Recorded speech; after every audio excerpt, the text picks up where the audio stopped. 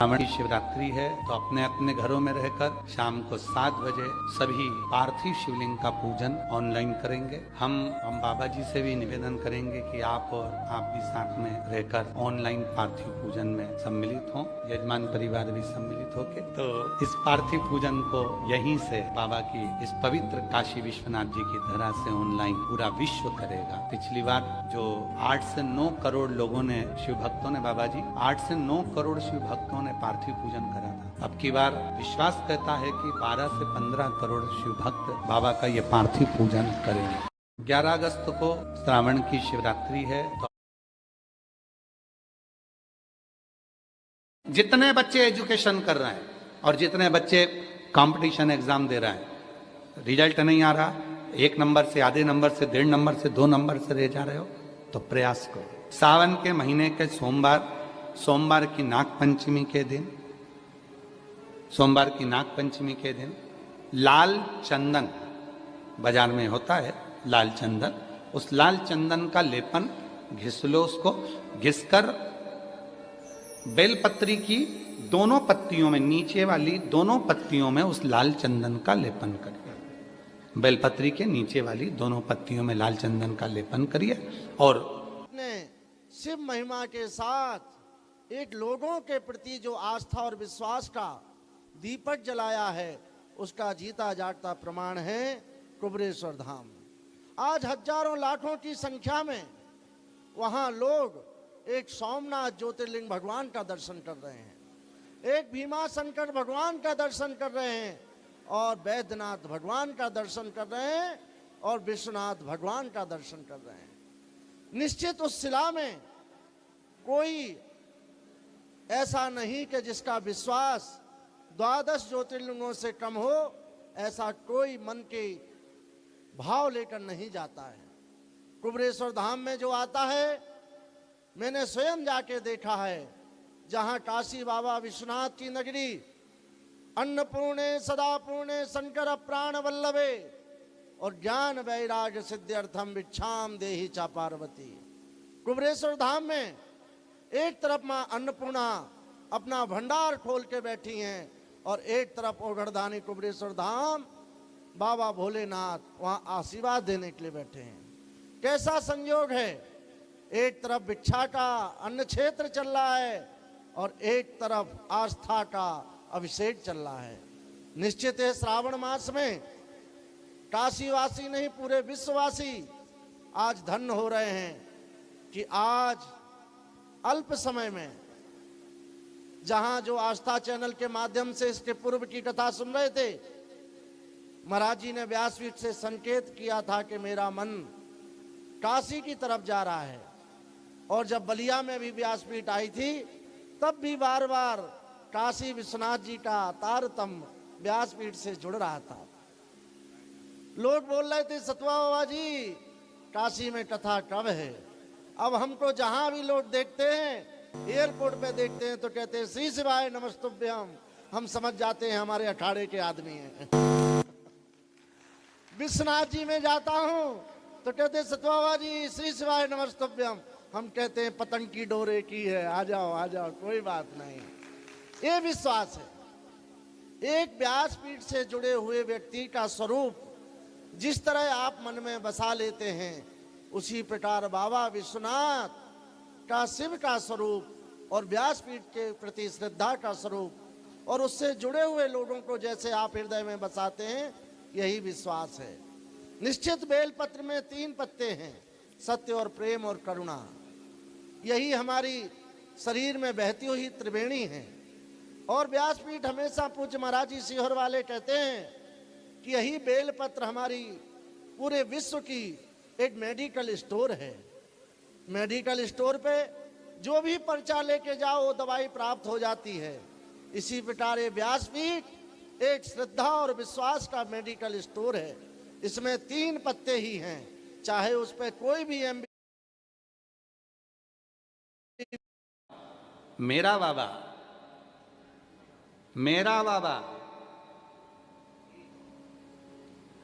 काशी विश्वनाथ मेरा बाबा।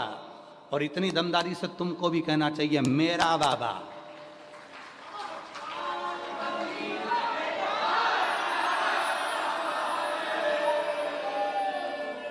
मेरा बाबा इस पवित्र कथा का दिव्य आयोजन करा है। ये कोई साधारण भूमि नहीं। माता पार्वती जी शिव जी के साथ में जब भ्रमण पर निकलती हैं, माता पार्वती जी एक बार भ्रमण के समय निकली और आज उनके साथ में केवल उनकी सखियां थी। विजया, पार्वती जी की एक परम सखी है विजया, परम सखी, और दोनों निकल कर जा रही थी। विजया ने तुरंत माता पार्वती जी से कहा, पार्वती सुनो, कितना दुखी संसार का लोग है, देखो जरा क्या दशा है, शरीर में कैसे कैसे रोग होते जा रहे हैं, शरीर पूरा बेकार होता चले जा रहा है। कोई तन से दुखी है, कोई धन से दुखी है, कोई मन से दुखी है। विजया काशी की कथा को काशी के ही क्रम से प्रारंभ कर रहा है कि इस भूमि का प्रमाण क्या है, क्यों यहां आकर लोगों की समाधि लग जाती है, साधना में डूब जाते हैं, भक्ति में डूब जाते हैं। यहां स्टेशन से उतरने के बाद लोग अपने आप नशे में झूमते हुए चलते हैं। कोई टल्ला मार जाए तो जय विश्वनाथ, फिर इधर से मार गए तो जय विश्वनाथ, फिर इधर से मार गए जय विश्वनाथ। यहाँ लोग अपनी मस्ती में चलते हैं और कहीं बैठकर पान खाते, कहीं बैठकर चाट खाते, कहीं कुछ खाते और अपनी मस्ती में चले जाते। इनको बिल्कुल नहीं लगता कि हमको कौन देख रहा है। कितना भी VIP आ जाए काशी में, उसे किसी से डर नहीं लगता। वो तो अपनी मस्ती में पान खा रहा है तो पान, चाट खा रहा है तो चाट। करोड़पति भी आकर यहाँ रोड पर चाट खाकर चले जाते हैं, क्योंकि उनको मालूम है केवल दुनिया में बाप का घर एक ही है और वो विश्वनाथ का। तो अपने बाप के घर में कैसे भी रह लो, अपने बाप के घर में कैसे भी बैठो, अपने बाप के घर में कैसे भी आनंद करो, कैसे भी। और यहाँ आने से पहले हमने भी बाबा जी को कह दिया था, हमको भी जाना है काशी में, सब दूर। जो आता है वो भ्रमण करता है।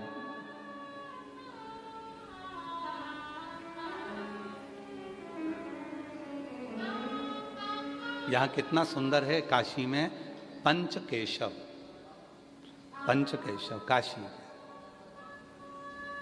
आदि केशव से जो चालू होते हैं पंचकेशव, कौरकाट आदि कादिक, चुरुआदिक, जितने भी पंचकेशव हैं। एक बार एक साधक ने पंचकेशव का दर्शन किया और विश्वनाथ जी नहीं गया।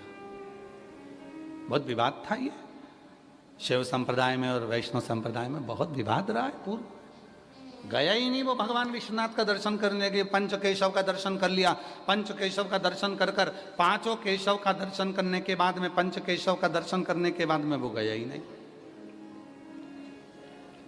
पहुंचा ही नहीं। आदि केशव, ज्ञान केशव, चारु केशव,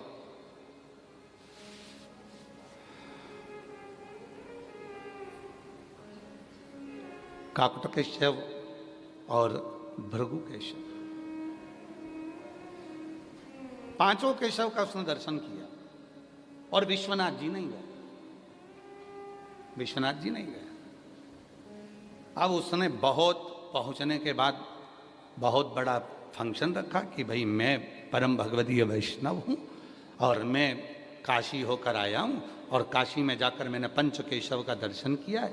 और खूब बड़ा फंक्शन रखा, भंडारा रखा, भोजन रखा, खूब उत्सव रखा, खूब उत्सव।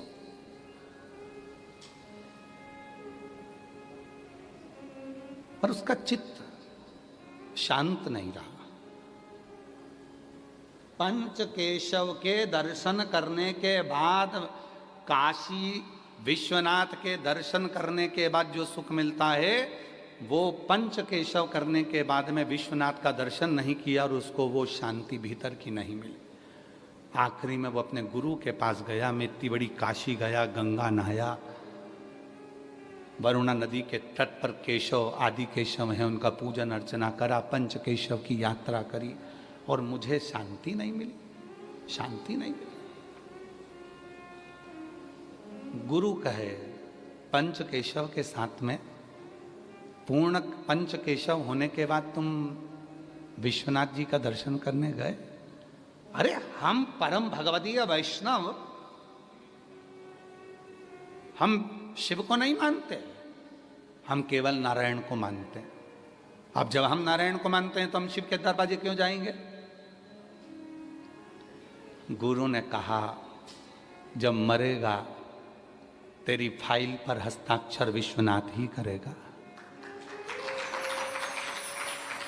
जब मरेगा तो तेरी फाइल पर हस्ताक्षर विश्वनाथ करेगा।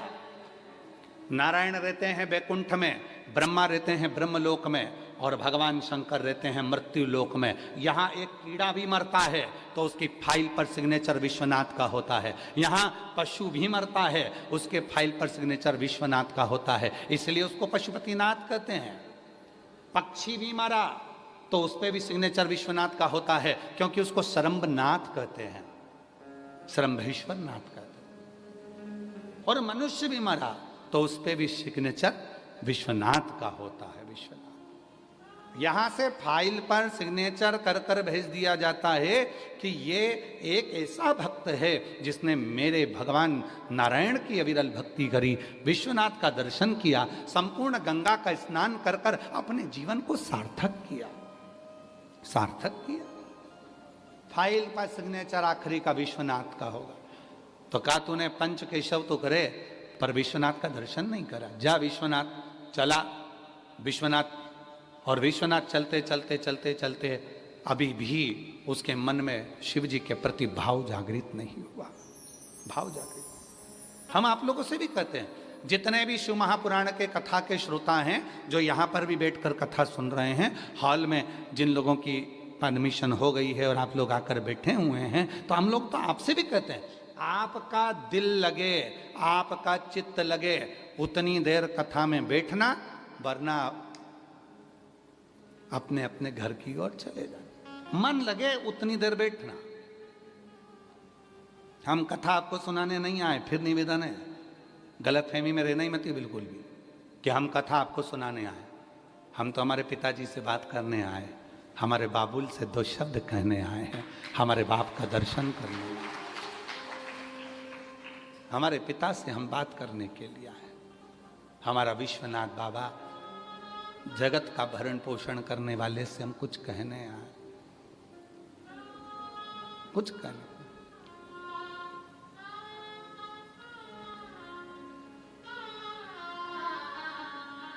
उससे अपने हृदय की बात कहने आए। तुम्हारे को कथा तो तुम रोज ही सुनते हो, मोबाइल खोलो, टीवी खोलो, सुनने को मिल जाती है। ये कथा चतुर्वेदी जी, अम्बाला वाले भाई ध्यान रखना, ये कथा तो सीहोर से भी हो जाती है, अभी भी हुई थी इससे पहले।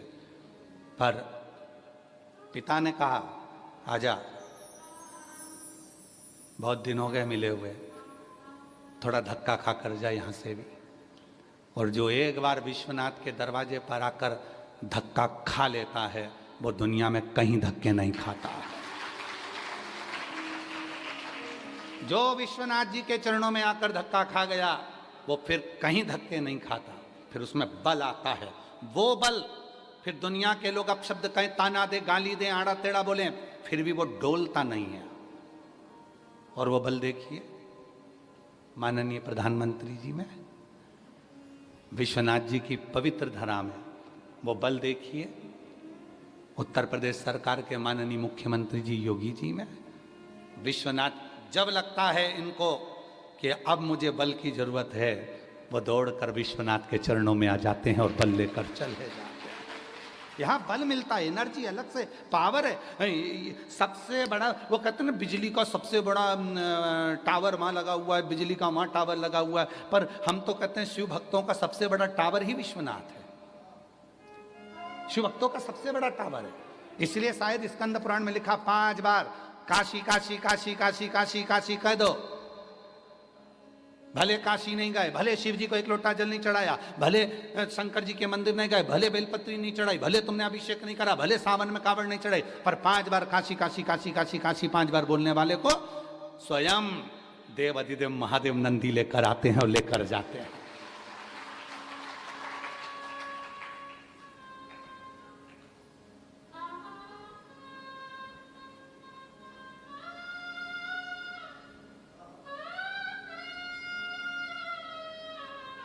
हमने हमारी धर्मपत्नी को महाराज जी बाबा जी बोला था कि राघव जी हो गए हैं, उसके बाद अगर गुड़िया रानी होगी तो उसका नाम काशी धर देंगे, काशी रखेंगे, दिन भर काशी काशी निकलेगा।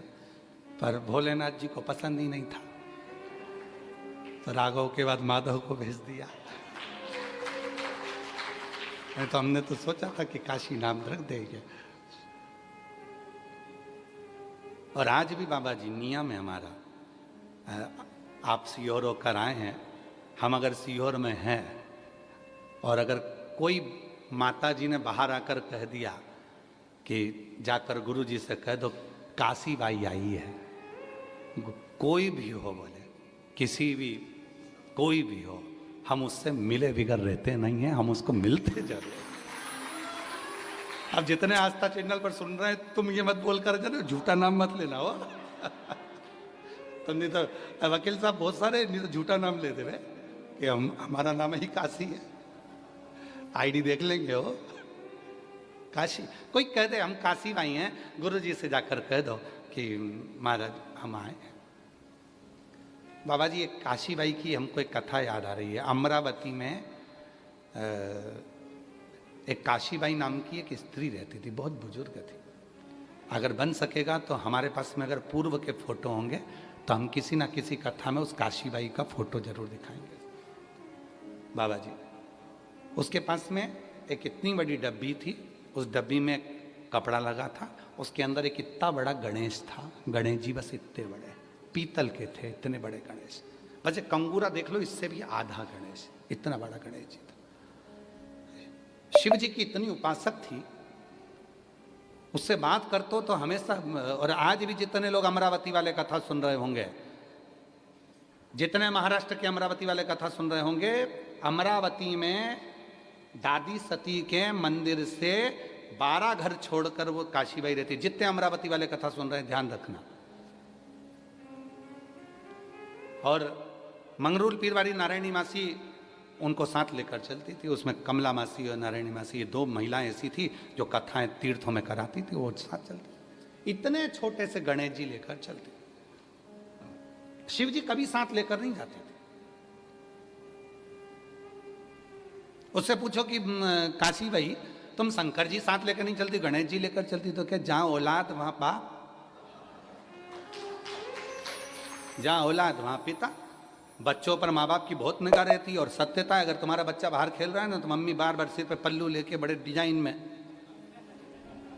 बड़े ध्यान रखती है, कहाँ गया, और ध्यान रखती रहेगी, तिरछी निगाह से देखती रहेगी, काम करती रहेगी। माँ घर में भी अगर बच्चा कुछ कर रहा है तो तिरछी निगाह से देखती रहेगी, रसोई में से झांक कर देखती रहेगी, कपड़े धोते धोते कभी कभी उसको भी धोयाती है, कपड़ा धो रही है और कभी कभी उसने ज़्यादा मस्ती कर दी। ध्यान है पूरा कि वो कहाँ है मेरा बच्चा, कहाँ मेरा बेटा। पिता का भी ध्यान रहता है। लोग कहते हैं पिताजी दुकान पे रहते हैं, ऑफिस में रहते हैं, पर ध्यान पूरा रहता है। तो काशी बाई बोलती थी बेटा है ना, बाप की दृष्टि है।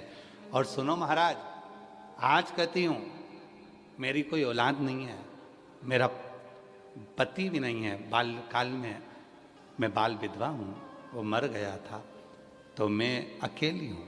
पर विश्वास से कहती हूँ मैं जब मरूंगी ना तो मुझे लेने के लिए स्वयं विश्वनाथ गणेश जी को ही भेजेंगे। बाबा जी अगर अमरावती के और महाराष्ट्र के लोग कथा सुन रहे होंगे तो वो काशी बाई को याद करना, जितने महाराष्ट्र के लोग हैं। जब वो अपने कमरे में मरी, किसी को मालूम नहीं पड़ा कि वो मर गई, किसी को सूचना नहीं मिली कि मर गई। 4-5 दिन में जब शरीर में से गंध आने लगी तब पड़ोसियों ने कहा ऐसा लगता है काशी बाई मर गए। गंध इतनी तेज थी कि शरीर को कोई हाथ लगाने को तैयार नहीं था। तभी सामने से एक महावत हाथी को लेकर आ रहा था। उसने कहा दरवाजा भी मैं ही खोल दूंगा और बुढ़िया को उठाकर शमशान तक भी मैं ही छोड़ दूंगा। लोगों की बारात हाथी से निकलती है, वो काशी बाई को सूंड में भरकर स्वयं गजानन हाथी उसको शमशान तक लेकर गया, और जब तक उसका अंतिम संस्कार नहीं हुआ वो हाथी भी वहीं खड़ा रहा। विश्व लोग कहते हैं निगाह रखिए, निगाह से देखिए, निगाह से देखिए। विश्वनाथ की पवित्र भूमि से कथा सुन रहे हो, जितने भी सोशल मीडिया से, जितने आस्था चैनल पर, जितने मीडिया के माध्यम से, यूट्यूब फेसबुक के माध्यम से और आस्था चैनल के माध्यम से कथा सुन रहे हो, अगर विश्वास पक्का है, आहूं में असर होगा, घर बैठे बुला लेंगे। तुम रूठे रहो भोले, हम तुम्हें मना लेंगे।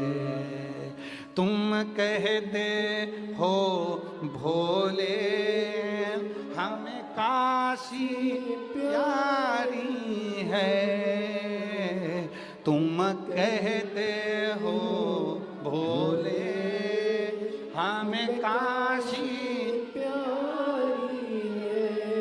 एक बार तो आ जाओ, काशी ही बना देंगे। एक बार तो आ जाओ, काशी ही बना देंगे। तुम रूठे रहो भोले,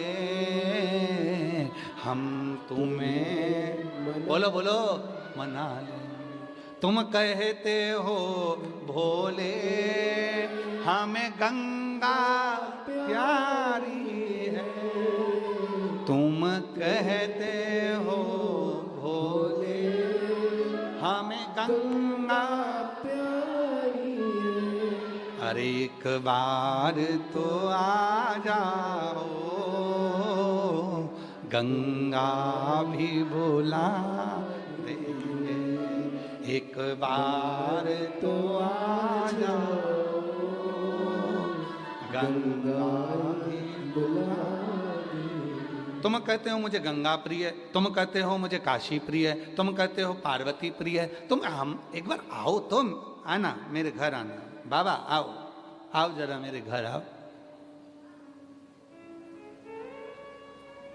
आओ जरा। अब तुम्हारे यहाँ की काशी की तो एक कथा फेमस है, कचौड़ी वाले की। रामा कचौड़ी वाला शिव जी के मंदिर में जाता था, कभी कचौड़ी नहीं ले जाता था, ना बेलपत्र ले जाता था, ना जल ले जाता था। वो रामा कचौड़ी वाला सीधे भोलेनाथ के मंदिर में जाकर विश्वनाथ जी से कहता था, जिस दिन जम के भूख लगे तो मेरी दुकान पे आ जाना। 80 घाट के पास में इस जगह पे मेरी लक्कड़ की दुकान, लक्कड़ की मतलब ऐसी लकड़ी की बनी हुई दुकान थी, लक्कड़ की। रामा कचौड़ी वाला, जिस दिन तुम्हें भूख लगे मेरी कचौड़ी की दुकान पे आ जाना। अब इतनी बात तो वो रोज बोलता था। एक दिन क्या बोल गया, जिस दिन तुम्हें पार्वती जी भोजन नहीं दे तो अपनी दुकान है, आ जाना। जिस दिन पार्वती जी भोजन नहीं दे अपनी दुकान है, भूल मत जाना। रामा कचौड़ी वाला तुम्हारा ही छोरा है। और सुनो, मेरा छोरा बैठा हो तब बिल्कुल मत आना, महाकंजूस है। मैं बैठूं तभी आना। एक दिन विश्वनाथ जी को बड़ी हंसी आई। अब भगवान शंकर बैठे बैठे हंस रहे, इतना पानी चढ़ रहा, सारी दुनिया के लोग जल चढ़ा रहे, बेलपत्री चढ़ा रहे, और चढ़ाए तो चढ़ाए, कोई कोई फिसल जाए तो वो भी चढ़ जाए बाबा पे। अब बाबा इतने, एक तो पूरे ढके हुए फूल से, पत्ती से, जल से चढ़ाए जा रहे, चढ़ाए जा रहे, और ऊपर से बाबा मुस्कुरा रहे। तो पार्वती जी के मन में आया कि बात समझ में नहीं आती, दिन भर इतने लोग इनके ऊपर जल चढ़ाते हैं, इतना फूल चढ़ाते, बेलपत्री चढ़ाती, पत्ती चढ़ाती, चिल्ला चिल्ला के कान दुखा देते, हर हर महादेव, विश्वनाथ जी की जय हो। इतनी तेज तेज लोग चिल्ला के आते हैं, कितना कितना टेंशन रहता होगा, और उसके बाद भी इतनी तेज तेज मुस्कुरा रहे हैं।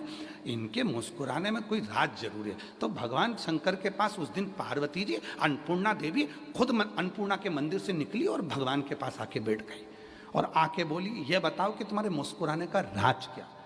तो कि वो रामा कचौड़ी वाला कह के गया है, जब तुम्हारी पत्नी भोजन नहीं दे आ जाना। पार्वती जी बोली, तुमने मेरी बुराई सुन ली, अच्छा, माताओं को न जाने कहाँ अकल रहती है, बेचारी समझ में नहीं आता। अब वो अपनी बात कर रहा था, तुमने मेरी बुराई सुन ली, और तुमने मेरी बुराई कैसे सुन ली कि मैं तुमको भोजन नहीं दूंगी। अब तो आज तो तुमको भोजन अब हो जाता है कभी कभी। एक पत्नी अपने पति के साथ गार्डन में घूम रही थी, सामने से आ गया कुत्ता, पत्नी घबरा गई, कुत्ते को देख के पीछे हो गई, कुत्ता इसको घूरता हुआ और आगे आया, पत्नी और पीछे हुई। पति को लगा ये कुत्ता मेरी पत्नी को खा जाएगा, स्कूल का टिफिन कौन बनाएगा, मेरा टिफिन कौन बनाएगा, बच्चों को कौन स्कूल भेजेगा।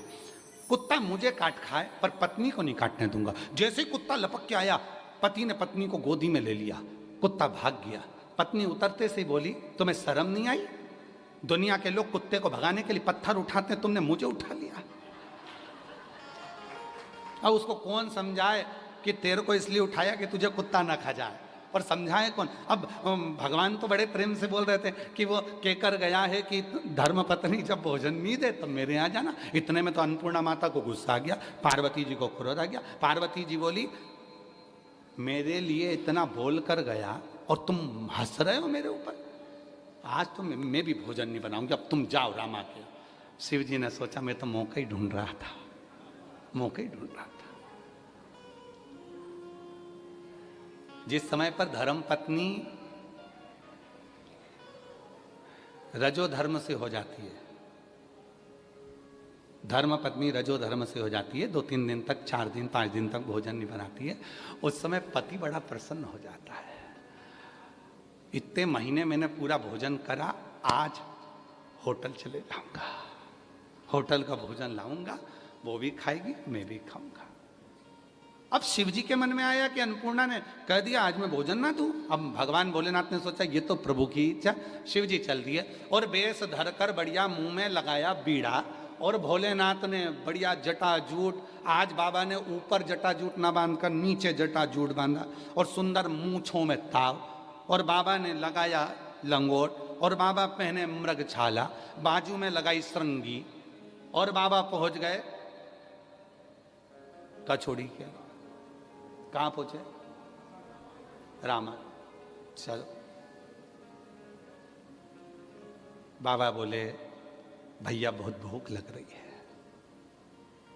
भूख लग रही, ठीक है खाओ। और उन्होंने देखा नीचे सरंगी जो थी वो चांदी की थी, गले में रुद्राक्ष जो थे वो सोने में जड़े हुए थे, कान के कुंडल में हीरे पड़े हुए थे। रामा को लगा कि सेठ है कहीं का, माल अच्छा देगा। इन्हें कचौड़ी का भाव बढ़ा दिया, जो इकन्नी की थी वो दुकन्नी की कर दी। खा लिए भोलेनाथ। अब भोलेनाथ जी जाने लगे तो बोला रामा पैसे पैसे। भोलेनाथ बोले कितना दूं? अब 2 का 4 मंगे तो भोलेनाथ जी बोले कितना झुटेला है रे, कितना झुटेला, इकन्नी का दुकन्नी मांग रहा है। तो कहा इतना सारा जेवर पहन के निकलोगे तो जेवर देख के थोड़ी कीमत बढ़ जाती है। भिंडी का ऐसा ही रहता है, पैदल लेने जाओ भिंडी तो 8 रुपए किलो मिलती है, साइकिल से जाओ तो 9 हो जाती है, मोटरसाइकिल से जाओ तो 10 हो जाती है, 4 व्हीलर से उतर के लो तो 15 हो जाती है। भिंडी वही है, बस गाड़ी की असर है, भिंडी वही है। बाबा बोले तू मुझे रोज निमंत्रण देता था तो मैं आज भोजन करने आया। रामा खिलखिला के हंसा बहुत तेज, तुम और विश्वनाथ सबूत दो। शिव जी बोले बताओ, जिंदगी में पहला कोई मिला है जो मुझसे सबूत मांग रहा है। वकील साहब अभी तक आपने सबूत मांगे होंगे, यहाँ रामा सबूत मांग रहा, सबूत दो, सबूत दो, तुम विश्वनाथ हो। तो बाबा भोलेनाथ जी ने पूछा बता क्या सबूत दूं? तो के जिस दिन तुम अन्नपूर्णा को साथ लेकर आओगे मैं मान लूंगा तुम विश्वनाथ हो। भोलेनाथ जी बोले और कुछ मांग ले, क्योंकि झगड़ा हुआ है, आएगी नहीं अभी साथ में, और कुछ मांग। तो क्या ठीक है।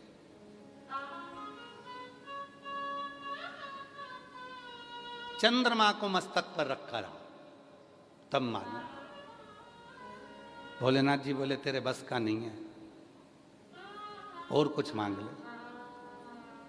फिर कहा अगर सही में विश्वनाथ हो तो नंदी पर बैठकर पार्वती के साथ, गणेश कार्तिकेय शुक सुंदरी के साथ मेरी दुकान पर आओ, तब मैं मानूं कि तुम विश्वनाथ हो।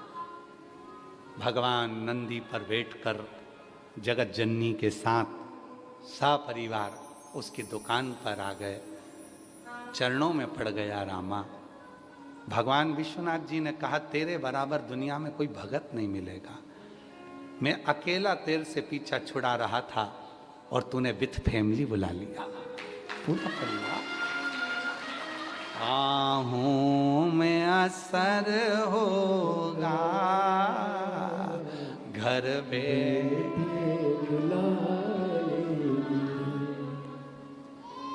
तुम भले ना हो। सच्चा भक्त किसको कहते हैं? सच्चे भक्त की निशानी क्या है? शिव जी मिल जाते हैं, कह देता है अकेले दर्शन नहीं चाहिए, पार्वती जी को लेकर आओ। पार्वती जी में जाए तो सच्चा भगत कह देता है तुम दोनों के अकेले दर्शन नहीं चाहिए, बच्चों को क्यों छोड़ के आए, उनको भी लेके आओ। सच्चा भगत क्या कहता है? अगर भगत बच्चे भी आ गए तो कह देते हैं तो अकेले अकेले आए, नारायण लक्ष्मी भी अगर आए तो अच्छा लगेगा, उनको भी लेकर आ, भी लेकर आ।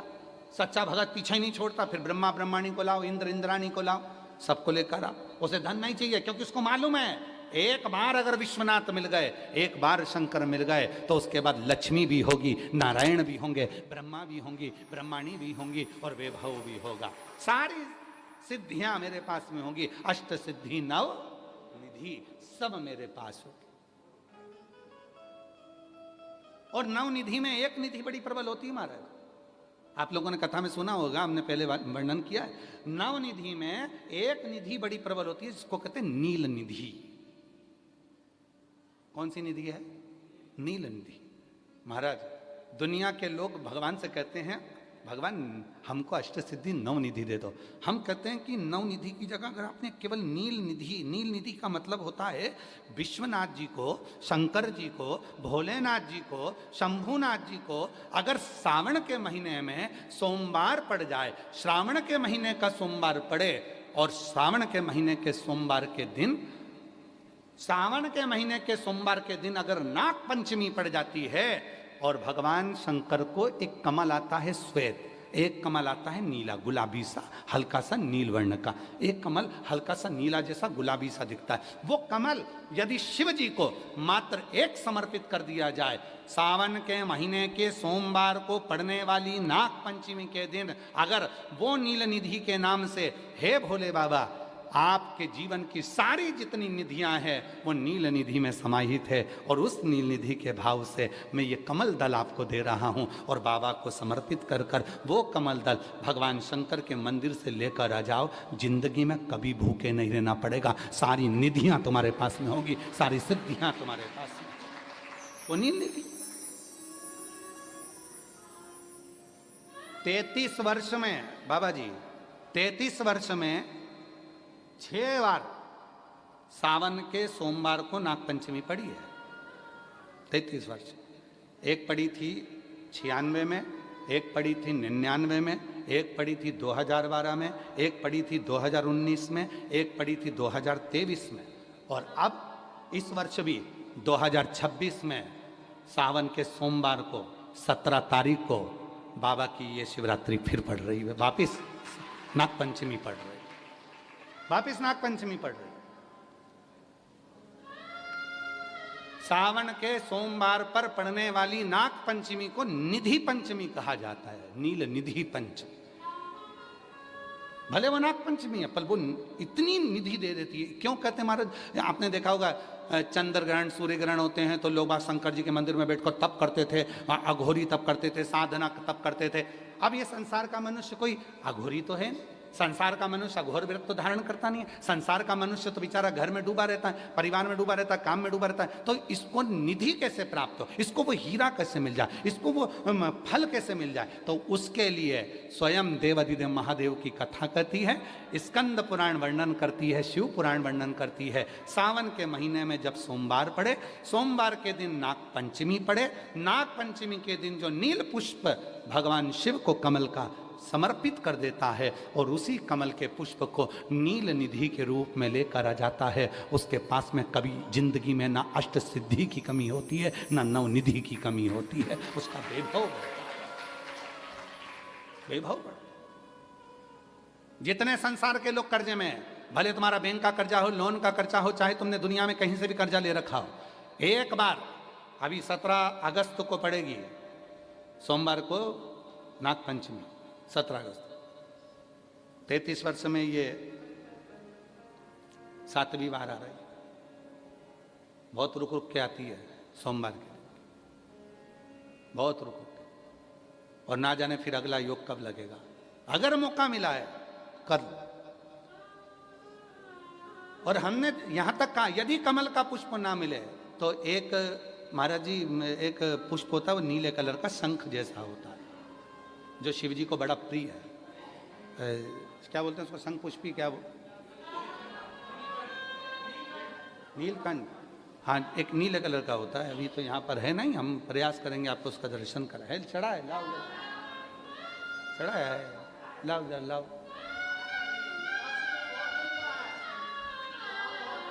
अच्छा, यहाँ मिलता है, अच्छा हाँ,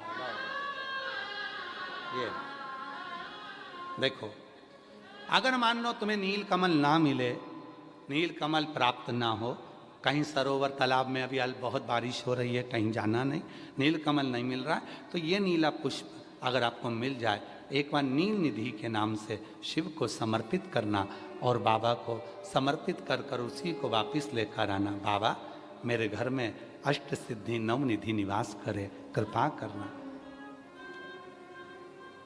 1 साल के अंदर आप सब पत्र में लिखकर भेजोगे कि आपको किसी के दरवाजे पर हाथ फेराने की जरूरत नहीं पड़ेगी, भगवान जो वैभव देगा वो देखते बनेगा। नील निधि,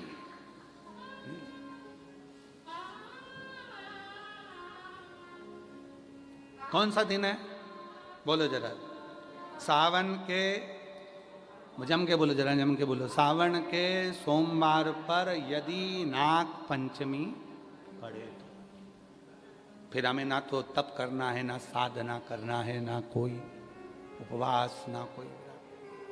और एक और चीज बड़ी सुंदर लिखी है महाराज, नील निधि, ध्यान दीजिएगा। यदि डॉक्टर ने कह दिया तुम्हारे शरीर में कोई गठान है, बहुत बड़ा कोई रोग हो गया है, ये छूट नहीं रहा है, बहुत तकलीफ में पड़े हुए हो और मिट नहीं रहा, तब शिव जी के शिवलिंग पर एक दुर्वा का मुख हो जलाधारी की ओर जहाँ से पानी बहता है, बेलपत्री का डंडी का मुख हो जहाँ से जल बहता है जलाधारी की ओर, और 2 छोटी छोटी कटोरियों में यदि सावन महीने के सोमवार की नाग पंचमी पर अगर दूध चढ़ाया जाता है और उसको दूध चढ़ी हुई बेलपत्री और दुर्वा दोनों को लेकर आया जाता है, दुर्वा सुबह के समय द्वितीय दिवस में, जिस दिन चढ़ाओगे उस दिन नहीं, द्वितीय दिवस में उसको सुबह सुबह चबाकर खा लीजिए, और बेलपत्री को जिस कक्ष में आप सोते हैं उस कक्ष में उसको रख लीजिए, कहीं पर भी हमेशा के लिए। जो शरीर का रोग है वो धीरे धीरे मिटेगा ही, और 4 से 6 महीने के अंदर बड़े से बड़ा रोग सारी रिपोर्टें नील आकर सामने खड़ी है। ये कोई साधारण नहीं है, सावन महीने का सोमवार उस दिन पड़ने वाली नाग पंचमी। आप सबको तो साधुता है, आपकी बार 17 अगस्त को पड़ रही है, और बाबा की कृपा से आपको ये कथा श्रवण करने को मिल गई नील निधि की। रोग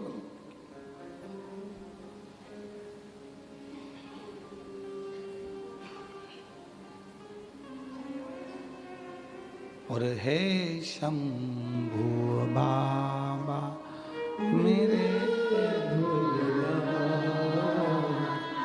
तीनों लोक में तू ही तू हे शंभु बाबा मेरे भोलेनाथ तीन लोक में मैं तू ही तू श्रद्धा सुमन मेरा मन बेल पत्री जीवन भी अर्पण कर दूं। अब आ गया न्यू योनो ऐप से नेट बैंकिंग से और ब्रांच से बैंकिंग करने का पावर कहीं भी कभी भी। और लंच टाइम में भी। जितने बच्चे एजुकेशन कर रहे हैं और जितने बच्चे कंपटीशन एग्जाम दे रहे हैं, रिजल्ट नहीं आ रहा, 1 नंबर से, आधे नंबर से, 1.5 नंबर से, 2 नंबर से रह जा रहे हो, तो प्रयास करो। सावन के महीने के सोमवार की नाग पंचमी के दिन, सोमवार की नाग पंचमी के दिन लाल चंदन बाजार में होता है, लाल चंदन, उस लाल चंदन का लेपन घिस लो, उसको घिसकर बेलपत्री की दोनों पत्तियों में, नीचे वाली दोनों पत्तियों में उस लाल चंदन का लेपन करिए। बेलपत्री के नीचे वाली दोनों पत्तियों में लाल चंदन का लेपन करिए और ऊपर वाले पत्ते पर केवल लच्छा, लच्छा किसको बोलते हैं यहाँ पर, क्या बोलते हैं हम, नाड़ा, लच्छा क्या बोलते हैं, मौली, लच्छा, नाड़ा जो भी है, वो बीच वाली पत्ती पर रखकर देव अधिदेव महादेव को समर्पित कर दीजिए और बाबा पर 1 लोटा जल चढ़ा दो। शिव जी से प्रार्थना कर कर बेलपत्री वहीं छोड़ो, लच्छा लेकर आ जाओ और अपने हाथ में या अपने कमरे में उसको संभाल कर रखो। जब तुम्हारा व्हील पावर कमजोर हो, जब तुम्हें लगे कि मुझे ये कंपटीशन एग्जाम निकालना है, उस समय पर भले एग्जाम में तुम्हें बांध कर नहीं जाने दें, पर उसके पहले तक भी तुम्हारे शरीर के पास में वो लच्छा होना चाहिए। फिर भले उतार कर जाओ, एग्जाम देकर आओ, फिर पत्र इस व्यासपीठ पर तुम्हारा जरूर होगा, मिले। वो साधारण नहीं है। सावन के महीने के सोमवार को पड़ने वाली शिव नाग पंचमी को नील निधि पंचमी कहते हैं। उस नील निधि का मतलब है सारी सिद्धियां एक ही निधि में प्राप्त हो जाती हैं।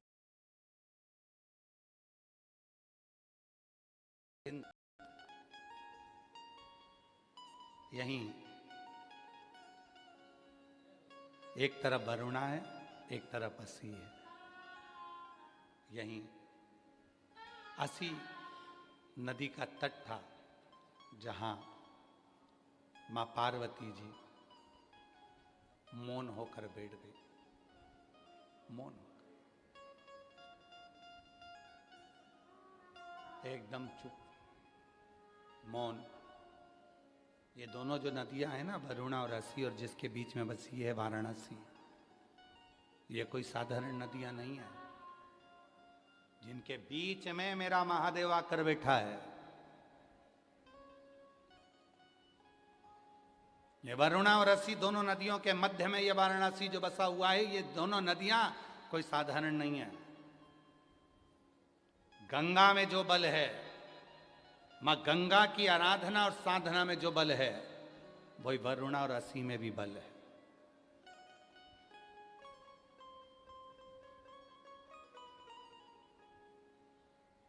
दोनों में बल। आप लोगों के स्मरण में होगा,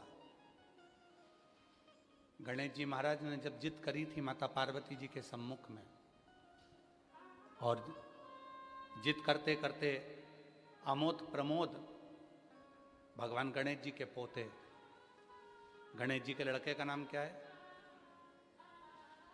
जम के बोलो, शुभ और लाभ, और गणेश जी के पोतों का नाम क्या है, अमोद और प्रमोद।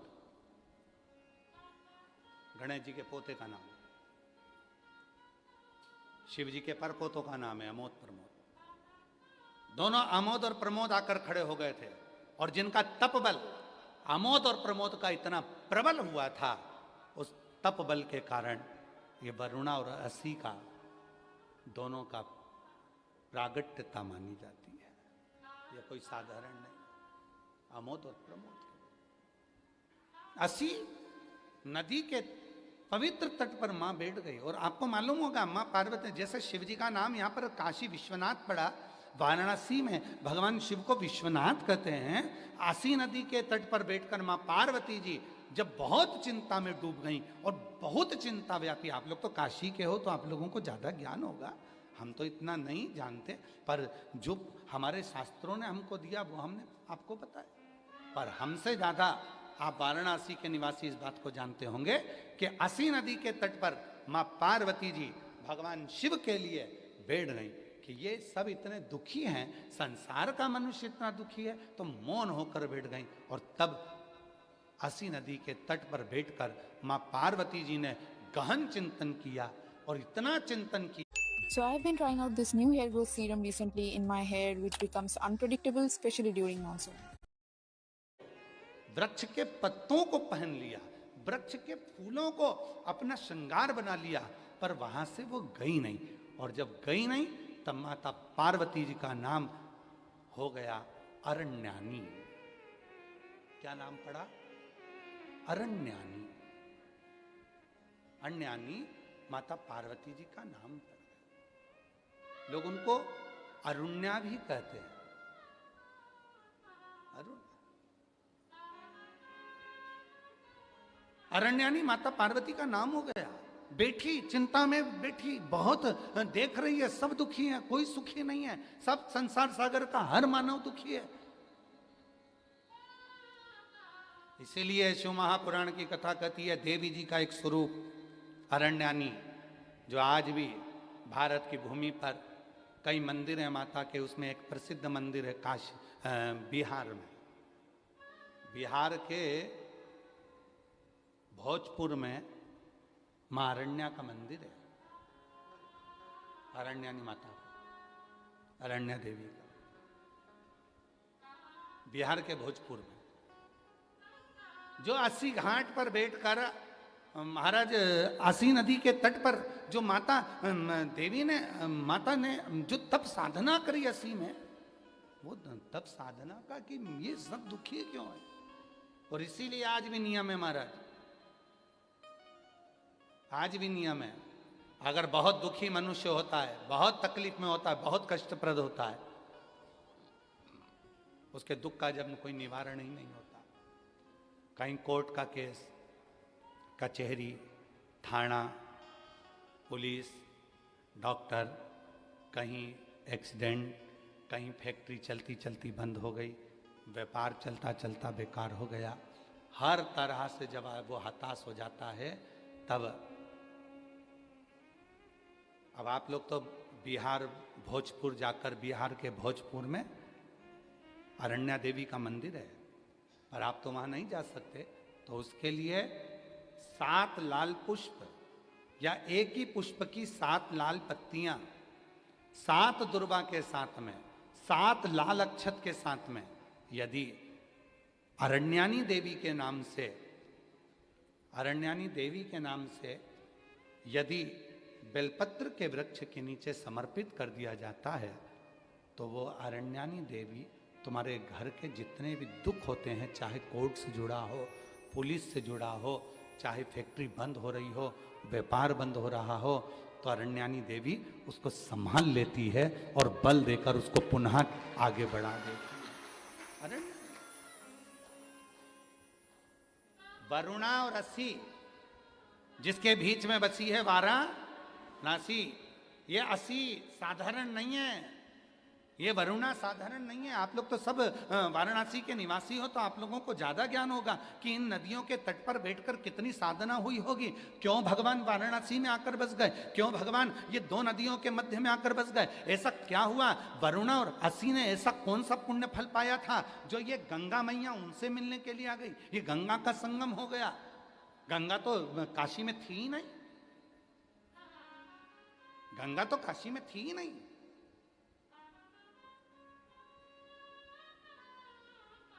कौन लेकर आया इनको, कौन? ये वरुणा और अस्सी ने ऐसा कौन सा पुण्य कर दिया था जो गंगा को लेकर यहां आ गई? कौन सा आंतरी अनसुईया ने तप कर दिया था जो अनसुईया जी के कहने पर गंगा यहां पहुंच गई? कौन सा तप शनि महाराज ने कर लिया था जो गंगा जी यहां पहुंच गई? सप्त तप की, कल सप्त केशव की बात, पंच केशव की बात चल रही थी, आज सप्त तप की बात है। शनि महाराज का तप, आंतरी अनसुईया का तप, वरुणा का तप, असी का तप, भृगु का तप, कितने तप है यहां। और उस तप के बल पर कोई गंगा ऐसे ही नहीं आई है।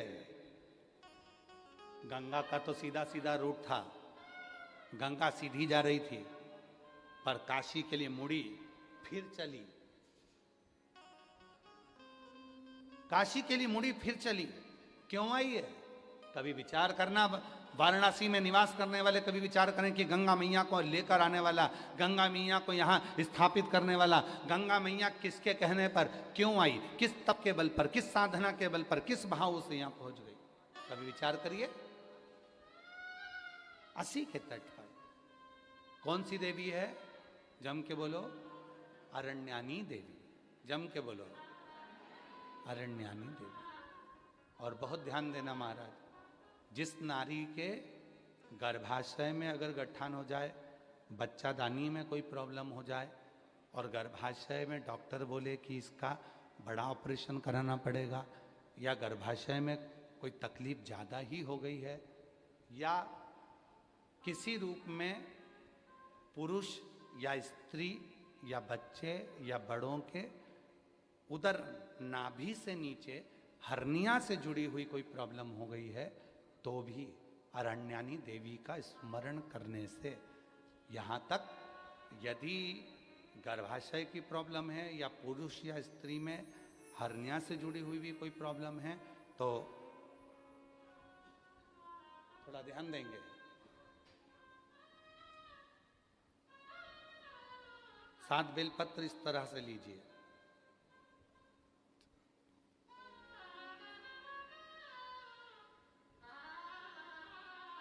ये 7 बेलपत्र लीजिए।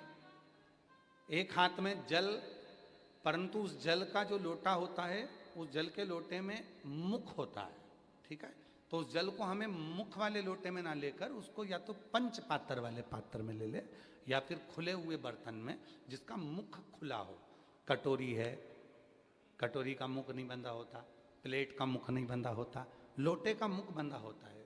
लोटा का मुख ऊपर से बंधा होता है, मतलब बंधा मतलब लोटा ऐसा आगे जाके सक्रिण हो जाता है, नीचे से चौड़ा हो जाता है। खुला हुआ प्लेट ले ले, कटोरी ले ले।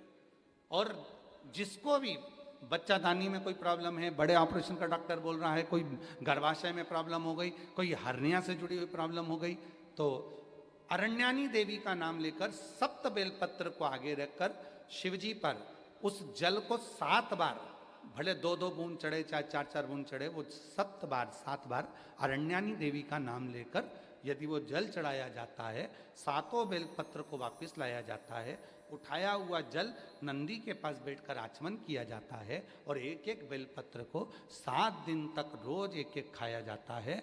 उसके 12 दिन के बाद आप जांच करा लो, आपकी हर्निया में और आपके बच्चादानी में कोई प्रॉब्लम नजर नहीं, कहीं ना कहीं बाबा कृपा करे। और अगर आती भी है तो डॉक्टर का साथ में दवाइयाँ भी लेना है, इलाज भी कराना है। हमने एक बात पहले भी कही थी, डॉक्टर शिव का एक रूप है। ये नहीं कि हम ये कर रहे हैं तो डॉक्टर की दवा ना लें, डॉक्टर की भी दवा लें, डॉक्टर को शिव मानकर, पर उसके साथ में मां अरण्यानी देवी का स्मरण भी कर। कल बाबा जी कह रहे थे कि एक बेलपत्र में वो औषधि है, और बाबा जी जब से लोगों ने बेलपत्र खाना चालू करी, रुद्राक्ष का पानी पीना चालू करा, तब से रिसर्च सेंटरों में रिसर्च हो रहा है कि इस बेलपत्र में ऐसा क्या है, रुद्राक्ष में ऐसा क्या है कि रुद्राक्ष के जल से लोग ठीक हो जाते, बेलपत्र के सेवन से। फिर से बोलो एक बार, कौन सी देवी है? अरण्यानी देवी। और अगर इस देवी का दर्शन करना है तो कहाँ जाना पड़ेगा अपने को? बिहार के भोजपुर में अरण्या देवी का मंदिर है। कौन से कपड़े पहनती है माता? वृक्ष के पत्तों के। कौन से वस्त्र धारण करती है माता? वृक्ष की छालों के। माता कौन सा आभूषण पहनती है? वृक्ष के फूल के, पुष्प के। अरण्य।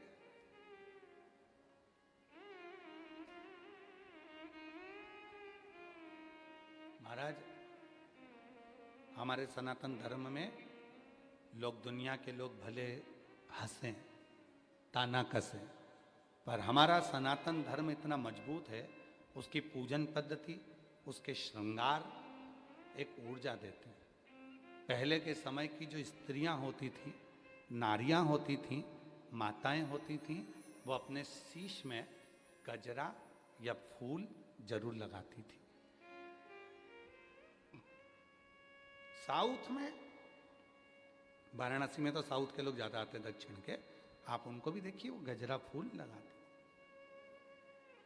पहले की माताएं बालों में, केशों में गजरा फूल अवश्य लगाती थी। क्यों? 16 श्रृंगार में एक श्रृंगार है बेणी, गजरा। क्यों लगाया जाता है?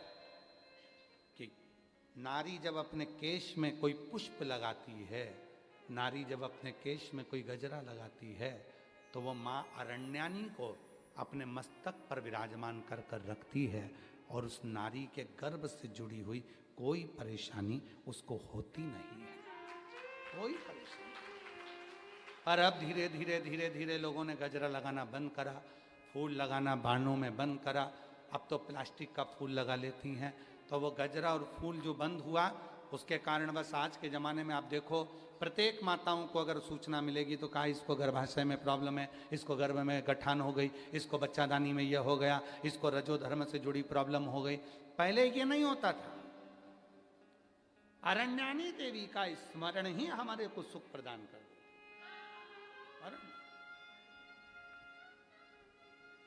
और यहां तक कहेंगे महाराज, शिव महापुराण के कथा के अंतर्गत अगर कभी मौका मिले तो गीता प्रेस गोरखपुर की देवी भागवत लेकर आओ, और देवी भागवत में मां अरण्यानी का चरित्र पढ़ो।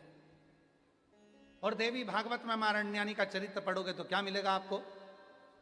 मां अरण्यानी के चरित्र में पढ़ेगा आपको, जिस नारी के रजो धर्म में तकलीफ होती है, रजस्वला होते समय जिस बेटी को, जिस नारी को, जिस बच्ची को पेट में दर्द होता है, और कहीं ना कहीं रजो धर्म रुक जाता है या रजो धर्म लगातार चालू रहता है, तो माँ अरण्यानी देवी का मात्र नाम लेकर 3 बार आचमन करने पर ही 1 घंटे के अंदर उसको आराम लगना प्रारंभ हो जाता है। ये अरण्यानी देवी, ये अरण्यानी देवी।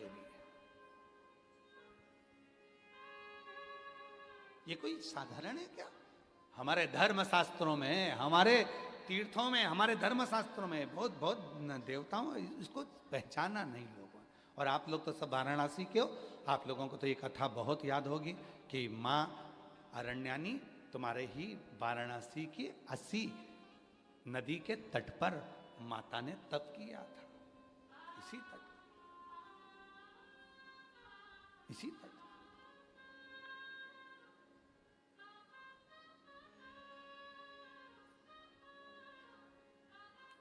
और शिव शंकर भोले भाले माँ गोरा के घर वाले, तुमको लाखों प्रणाम, तुमको लाखों प्रणाम, तुमको लाखों प्रणाम, तुमको लाखों प्रणाम। शिव शंकर भोले माँ गोरा के घर वाले, तुमको लाखों प्रणाम, तुमको लाखों प्रणाम, तुमको लाखों प्रणाम, तुमको। अरण्यानी देवी, एक बार वापिस बोलेंगे सभी, जितने आस्था चैनल पर सुन रहे हैं, जितने फेसबुक यूट्यूब पर सुन रहे हैं, जितने सोशल मीडिया पर सुन रहे हैं, और जितने काशी की इस पवित्र धरा पर इस भवन में बैठकर सुन रहे हैं, वो कौन सी देवी है? जो व्यक्ति के उदर से जुड़े हुए उसके नारी के एक एक रोग को समाप्त कर देती है। उसका नाम है अरण्यानी देवी। अरे रोगों को समाप्त, रोग मिटा दे। अरे महाराज, आप बता सकते हो किसी को, भाई ये प्रॉब्लम है, आप अरण्यानी का नाम लो, 3 बार आचमन करो, आचमन करो।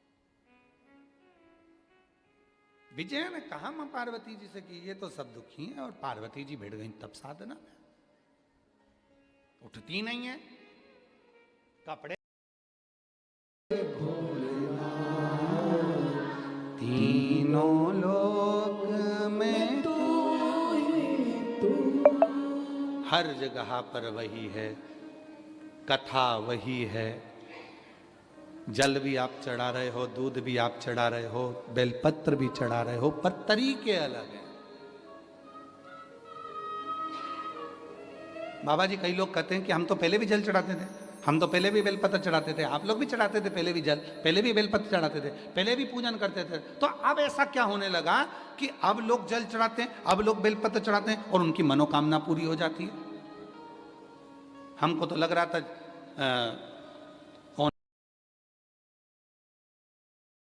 ओ भोले बाबा भोला लो काशी,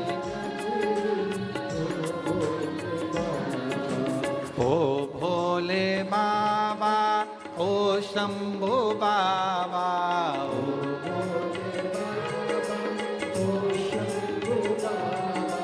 ओ भोले बाबा ओ शंभू बाबा,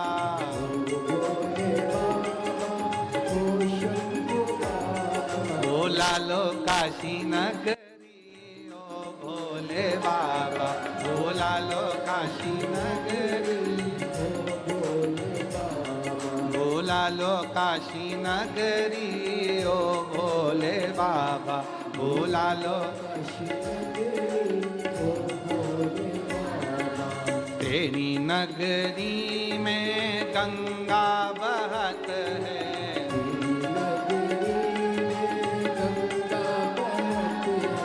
तेरी नगरी में गंगा बहत है,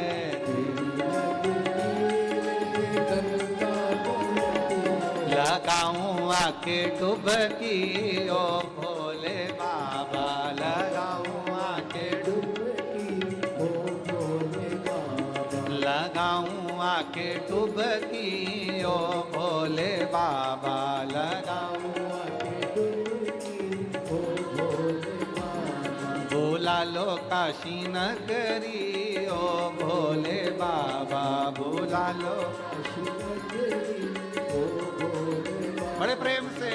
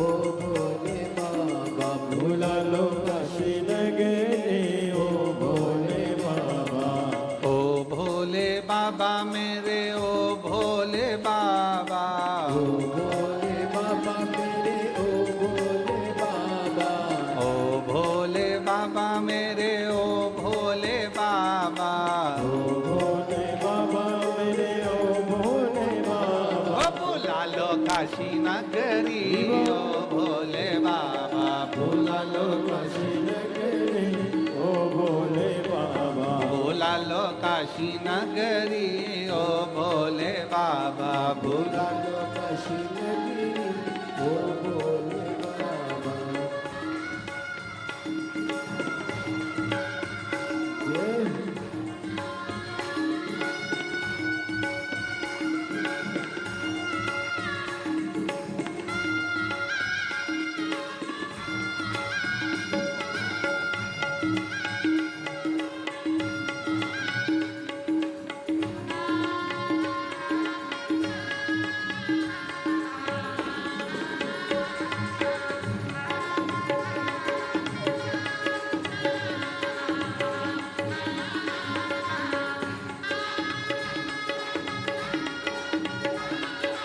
बाबा जी, नाचने के लिए भी बल आपसे मिल रहा है। पहले आपके चरण छुए तब हम नाचे हैं। भोला लो काशी नगरी,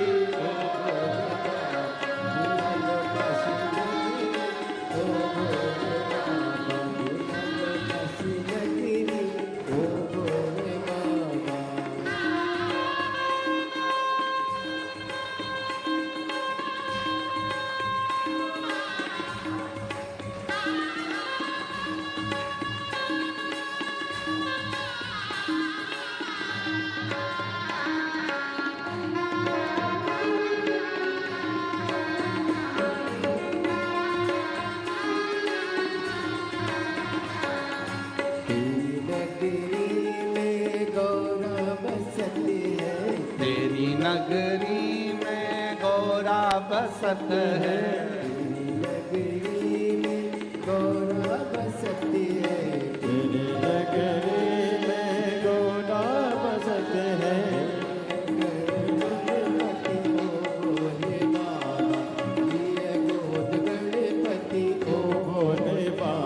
भोला लो काशी नगरी ओ भोले बाबा, भोला लो काशी नगरी ओ भोले बाबा, ओ भोले बाबा मेरे ओ शंभो बाबा, भोले बाबा मेरे ओ शंभू बाबा, ओ भोले बाबा मेरे ओ शंभो बाबा, भोले बाबा मेरे ओ शंभू बाबा, भोला लो काशी नगरी ओ भोले बाबा, भोला लो काशी नगरी ओ भोले बाबा, भोला लो काशी नगरी ओ भोले बाबा।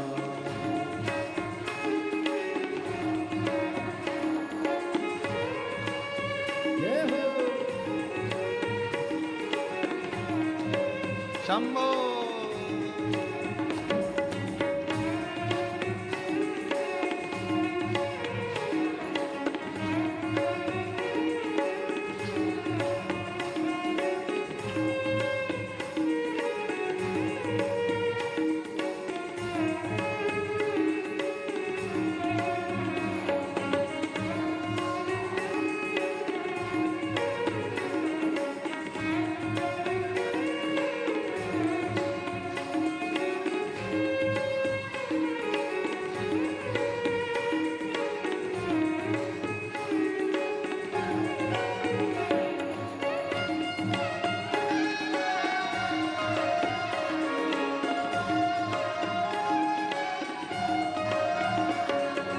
तेरी नगरी का अजब नजारा, नगरी का जब नजारा, ओ तेरी नगरी का गजब नजारा, नगरी का गजब नजारा, हमको दिखा दो प्यारी नगरी, हमको दिखा दो ऐसी जगत, भुला लो काशी नगरी ओ भोले बाबा, भुला लो काशी नगरी ओ भोले बाबा, भुला लो काशी नगरी ओ भोले बाबा, भुला लो काशी नगरी ओ भोले बाबा, बाबा मेरे ओ शंभू बाबा, भोले बाबा मेरे ओ शंभू बाबा, ओ भोले बाबा मेरे ओ शंभू बाबा, भोले बाबा मेरे ओ शंभू बाबा, ओ लालो काशी नगरी ओ भोले बाबा, भोला लो काशी नगरी ओ भोले बाबा, भोला लो काशी नगरी ओ भोले बाबा, भोला लो काशी नगरी ओ भोले बाबा।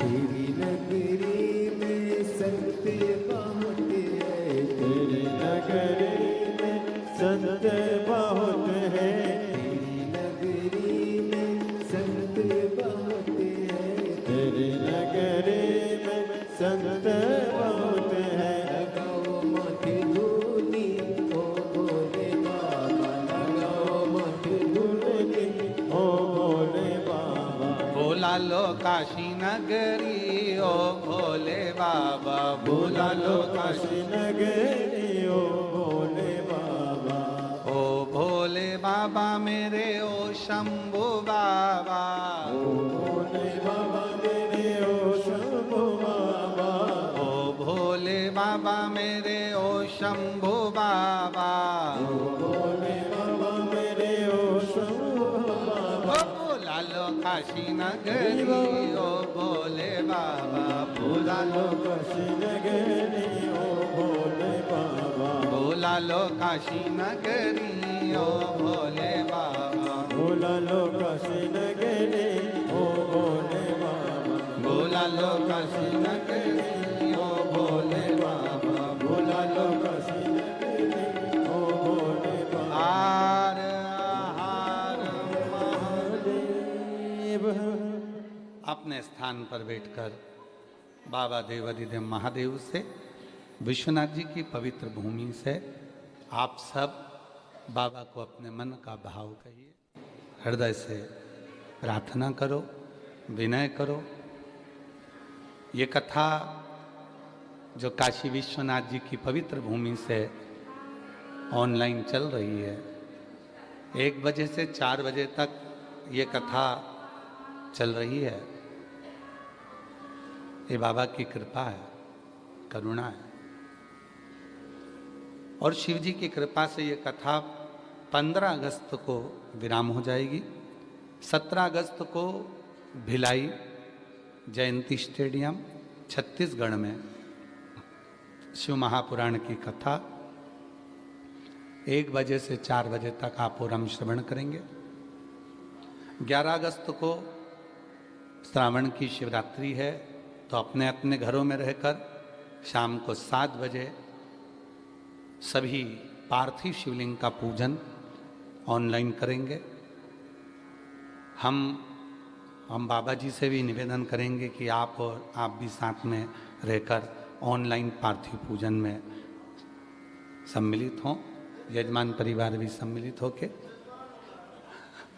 तो इस पार्थिव पूजन को यहीं से बाबा की इस पवित्र काशी विश्वनाथ जी की धरा से ऑनलाइन पूरा विश्व करेगा। पिछली बार जो 8 से 9 करोड़ लोगों ने, शिव भक्तों ने, बाबा जी 8 से 9 करोड़ शिव भक्तों ने पार्थिव पूजन करा था। अब की बार विश्वास कहता है कि 12 से 15 करोड़ शिव भक्त बाबा का ये पार्थिव पूजन करेंगे, ऐसा विश्वास है। तो बाबा की इस पवित्र आनंदमय लीलाओं को श्रवण करेंगे। हृदय से बाबा को अपने मन का भाव कहिए, प्रार्थना करिए, विनय करिए।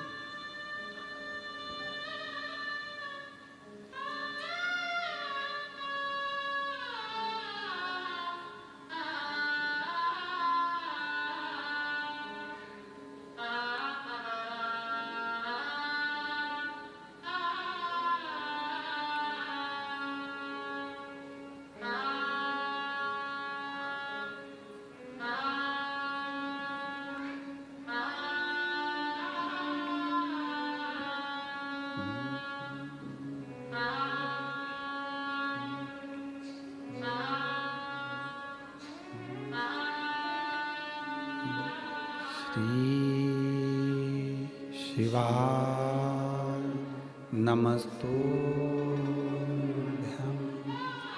श्री शिवाय नमस्तुभ्यं। श्री शिवाय नमस्तुभ्यं। श्री शिवाय नमस्तुभ्यं। श्री शिवाय नमस्तुभ्यं।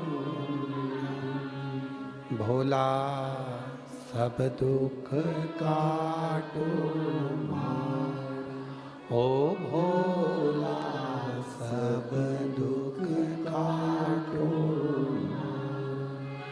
शिव शंकर जपो तेरी माला, भोले बाबा जपो तेरी माला। भोला सब दुख काटो मार, ओ भोला सब दुख काटो मार। वेश है मंगल मंगलकारी, वेश है मंगल मंगलकारी। शमशान वासी हमारा, शमशान वासी हमारा। ओ भोला सब दुख काटो मार, ओ भोला सब दुख काटो मार।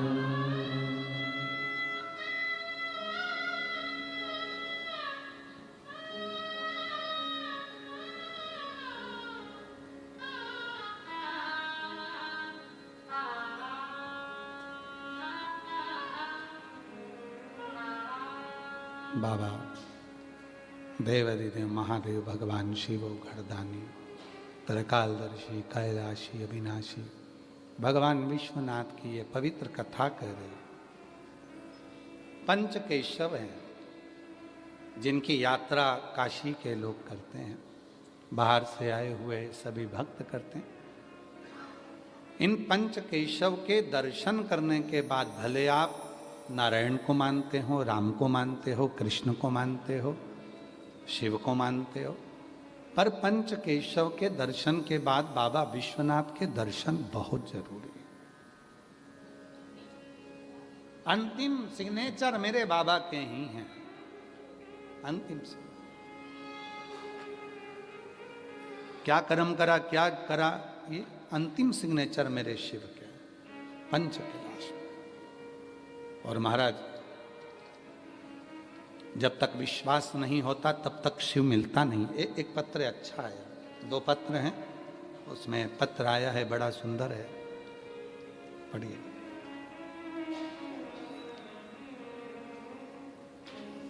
दिख जाए। मैं आभा शर्मा, पत्नी डॉक्टर मनीष कुमार शर्मा, आदेनी वाराणसी काशी से हूँ। आप ही हैं? पहला पत्र वाराणसी का आपका आया है, एक बार जोरदार ताली बजाकर साधुवाद, बहुत बहुत साधु का। आइए आप बेलपत्र लेकर जाइए। मैं आभा शर्मा, पत्नी डॉक्टर मनीष कुमार शर्मा, आदेनी वाराणसी काशी से हूँ। पहले तो आप लोगों को बहुत बहुत बधाई हो, जो बाबा की कृपा से कहते हैं ना, छीका बिल्ली के भाग्य से टूट गया। तो शिव की कृपा से ये कथा, वाराणसी के कई लोग तो यहाँ पंडाल में आ गए, कहीं ना कहीं सूचना मिल गई होगी इनको, तो आए हैं। शिव की कृपा है, ये तो बाबा की बड़ी करुणा है, दया है। गुरुजी, पहले तो आपको सावन माह में काशी आगमन पर बहुत बधाई एवं सादर प्रणाम, नमन आपको। गुरुजी, एक लोटे जल में बहुत शक्ति है, और मैं क्या बयां करूं। बेलपत्र पर शहद वाला उपाय मैंने अपने बेटे से करवाया।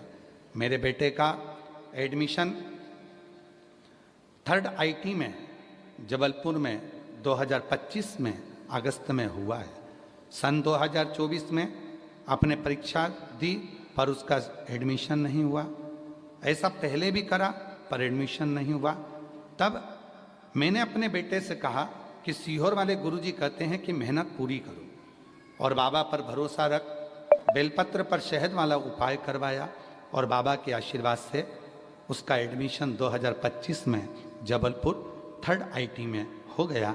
और मैं बाबा को यहाँ नमन करने के लिए आई हूँ जो बाबा ने हमें काशी में ही ये पत्र देने का सौभाग्य प्रदान कर दिया। शिव कृपा। एक लाइन अच्छी लिखी है, पढ़िएगा। पर्वत से भोले बाबा नीचे पर्वत से भोले बाबा नीचे उतरिया, और देर ना लगाओ भोला, देर ना लगाओ, देर ना। लगाओ बाबा, देर ना लगाओ। हमारे वकील साहब का बड़ा प्रिय भजन है, गुरु पूर्णिमा पे इन्होंने लिख के भेज दिया था। वो भजन रह गया, जरा गुरु जी को देना, वो रह गया। शिव कृपा। आई साधुता, प्रथम पत्र की साधुता। एक बार जोरदार ताली बजाओ। वाराणसी की पवित्र भूमि से ये पत्र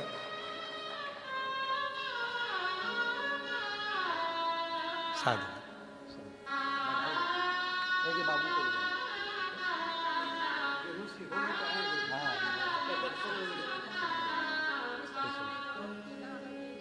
पढ़ूंगा हाँ, इसी को प्रेम कहते हैं, अपनी अड़ोसन पड़ोसन। विश्वनाथ की धरा है।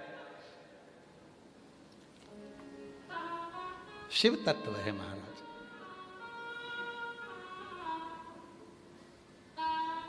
क्या ना देश शिव, क्या ना प्रदान। जिस समय पर मनुष्य के हृदय में भरोसा होता है, विश्वास होता है, मनुष्य सब कुछ प्राप्त कर लेता है, सब कुछ।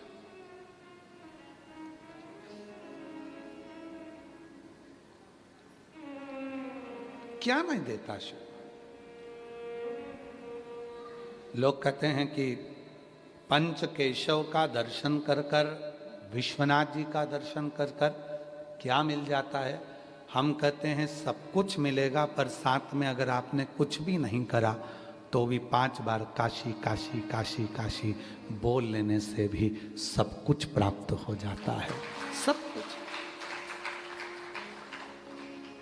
क्या ना मिल सकता। जब एक वेश्या के लिए, नर्तकी के लिए शिव अपना कैलाश छोड़कर आ सकते हैं। स्कंद पुराण अवंती का खंड, और स्कंद पुराण के अवंती का खंड में महानंदा नाम की एक वैश्या का चरित्र आता है जो अपने वैश्यालय में नृत्य करती थी,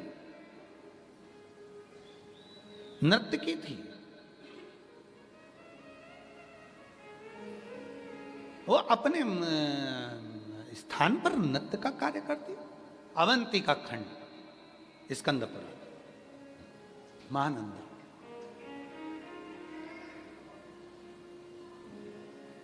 सुंदर बहुत थी, इतनी सुंदर थी कि पूरे जितने सेठ थे, जितने पुरुष थे, वो सब उसी के वेश्यालय में मिलते थे पूरे।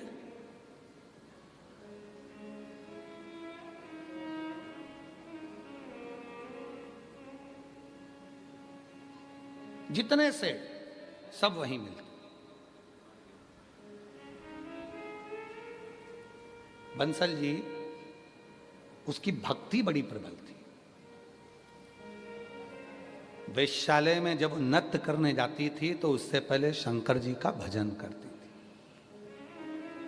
भजन आप सबको मालूम है ना कि शिव जी को अगर तपस्या से नहीं पाया जा सकता, शिव जी को साधना से नहीं पाया जा सकता, शिव जी को व्रत से नहीं पाया जा सकता, शिव जी को उपासना से नहीं पाया जा सकता, शिव जी को यदि पूजन से नहीं पाया जा सकता, शिव जी को अखंड तप से नहीं प्राप्त किया जा सकता, तो शिव जी को दो चीजों से प्राप्त किया जा सकता।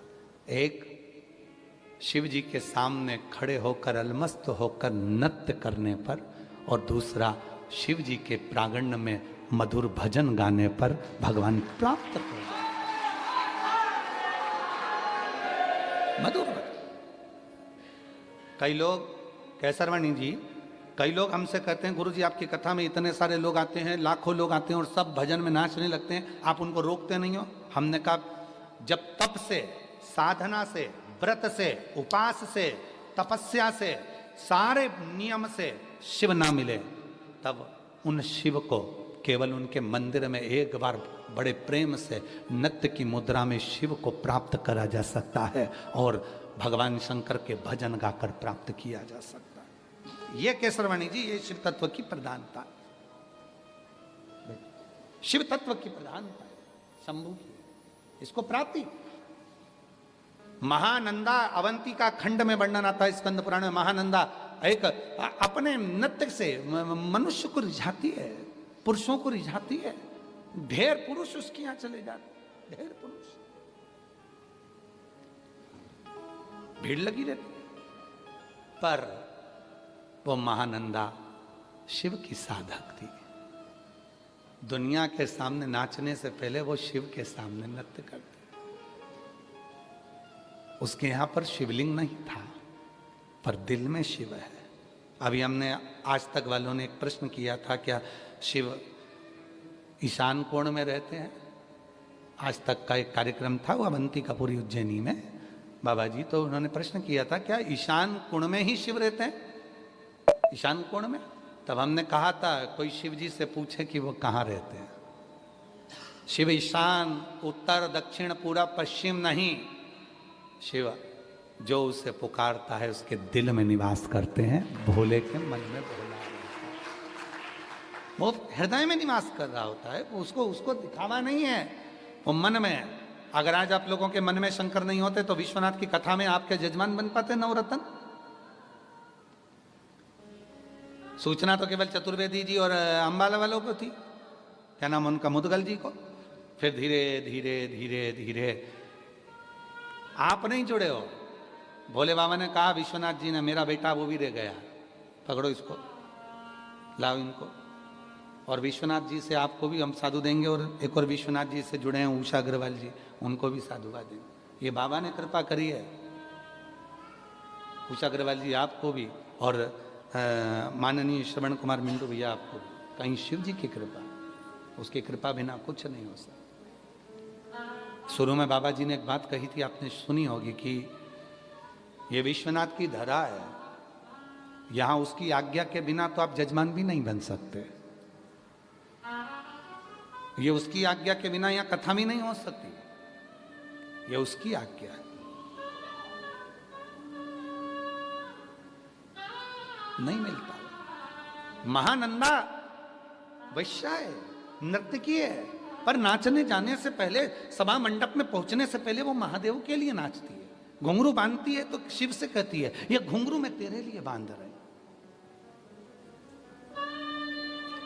सत्संग ने मेरी बात चला, सतगुरु ने मेरी कीनी रे सगाई, और भोले को बुला के मेरी डोली सजवा दो, शिव शंकर को बुला के मेरी डोली उठवा दो, मुझे भोले बाबा की दुल्हन बना दो, मुझे विश्वनाथ की दुल्हन बना दो, और ऐसी पहनूं चूड़ी जो कबहू न टूटे, और प्रीत का धागा कबहू न छूटे, गुरु को बुला के मेरे फेरे डलवा दो।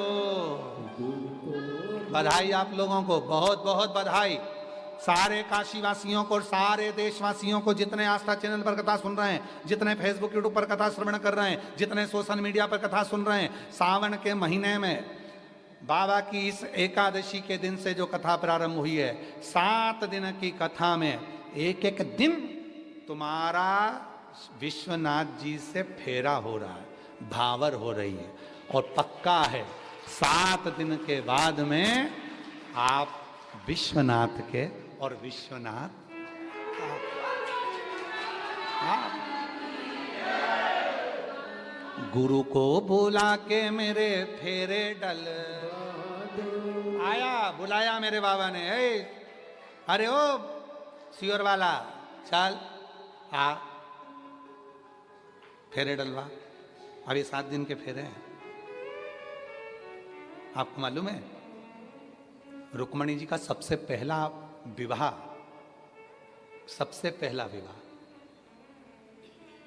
रुक्मणी जी का, आप सबको मालूम है रुक्मणी जी के 3 विवाह हुए थे। रुक्मणी जी के कितने विवाह हुए हैं? भगवान कृष्ण के साथ 3 विवाह रुक्मणी के हुए। पहला विवाह रुक्मणी का, पत्र लिखा, 7 श्लोक लिखे, हर श्लोक से रुक्मणी जी ने भगवान कृष्ण के साथ दिल का, बुद्धि का फेरा लगा लिया। पहला विवाह रुक्मणी का, मन से भावर ले ली, मैं तुम्हारी तुम मेरे। दूसरा विवाह रुक्मणी जी का भगवान कृष्ण के साथ, जब भगवान रुक्मणी का हरण करके लेकर गए, इसको राक्षसी विवाह कहते हैं। आज भी हमारे मध्य प्रदेश में यह विवाह होता है। फागुन के महीने में फगुरिया का उत्सव होता है, जिसमें यह विवाह आज भी होता है। भगवान रुक्मणी को लेकर चले गए। और चौथा, तीसरा विवाह रुक्मणी जी का, रुक्मणी का तीसरा विवाह जब द्वारकापुरी में पहुंची, तब रुक्मणी जी ने मंगल विवाह किया। तो आज आपका जो विवाह होने जा रहा है, जितने बाबा की इस विश्वनाथ जी की पवित्र कथा को जितने सुन रहे हैं आस्था चैनल पर, फेसबुक, यूट्यूब पर, और जितने पंडाल में बैठकर सुन रहे हो, आज से तुम्हारा विवाह चालू हो गया। हल्दी लग गई, मंडप लग गया, सब कुछ लग गया, गुरु भी आ गया, फेरा डलना प्रारंभ हो गया। आज से गुरु को बुला के मेरे फेरे डलवा दो। 7 दिन के 7 फेरे हैं, एक एक फेरा कंप्लीट होता चले जाएगा, विवाह होता चले जाएगा।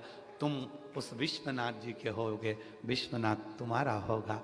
अब जब जिसके साथ फेरे लगाओगे तो तुम्हारी जिंदगी के सारे दुख, सारे कष्ट, पत्नी फेरे लगाती है पति के साथ, तो पत्नी का पूरा भार उसके पति पर होता है।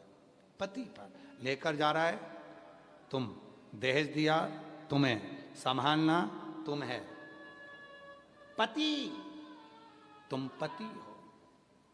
हम भी शिव जी को पशुपति कहते हैं। सारा भार उसका, विवाह होते से ही तुम्हारा सारा भार उसका हो जाएगा। इसलिए शिव महापुराण की कथा सुनने वाले का सारा भार शंकर जी का हो जाता है, क्योंकि 7 दिन में भांवरी हो जाती है, फेरे हो जाते हैं, भांवर हो जाते हैं। और कई लोग कहते हैं गुरु जी आपने ऐसा कहा, और जहां 5 दिन की कथा होती है वहां 7 भांवर का क्या होगा? 2 रह जाती है तो विश्वनाथ में हो जाती है। अगर रे भी गई है तो 2 यहां होगा। हृदय से, प्रेम से, ये आत्मा से परमात्मा का मिलन है महाराज। आत्मा से परमात्मा। लोग कहते हैं हम मंदिर में गए और दर्शन नहीं करने दिया, धक्का मार दिया। कई जगह पर आए दिन लोग सोशल मीडिया पर डालते रहते हैं, इतने सारे लोग देवघर जा रहे हैं, कावड़ का जल चढ़ा रहे हैं, लोग उन्हें धक्का मार दे रहे हैं, लोग विश्वनाथ आ रहे हैं, दर्शन कर रहे हैं, लोग धक्का मार दे रहे हैं, लोग अवंतिकापुरी जा रहे हैं, उज्जैनी दर्शन कर रहे हैं, धक्का मार दे रहे हैं। अरे भैया, धन्यवाद देना विश्वनाथ जी को, धन्यवाद देना अवंतिका नाथ को, धन्यवाद देना देवघर वाले को, धन्यवाद देना सीहोर कुबरेश्वर बाबा को कि धक्का भी लगा तो तुम्हारे दरवाजे से लगा।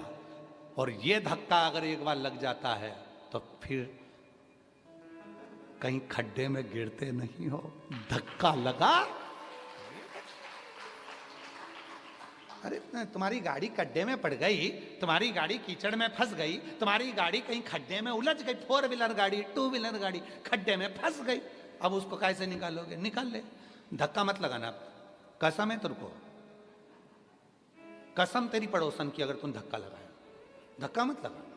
गाड़ी कीचड़ में फंस गई, गाड़ी खड्डे में फंस गई, धक्का मत लगा। तेरी पड़ोसन की कसम है तेरे को, मत लगा धक्का। निकाल के बता, चल अब तू धीरे से कह दे, ए निकल जा, निकलेगी। तुम उंगली लगा कर धीरे से निकालोगे, निकलेगी। गांव के लोग आकर कहेंगे जम के धक्का लगाओ, निकल जाएगी। बस विश्वनाथ जी भी यही कहते हैं, मेरे पास आओ, एक बार धक्का लगाऊंगा, कीचड़ से बाहर, खड्डे से बाहर, दुख से बाहर, तकलीफों से बाहर। लगाओ धक्का, हार हार लगाया धक्का जम के। हमारे सतुआ बाबा जी बहुत अच्छी तरह से बोलते हैं, नमत पार्वती।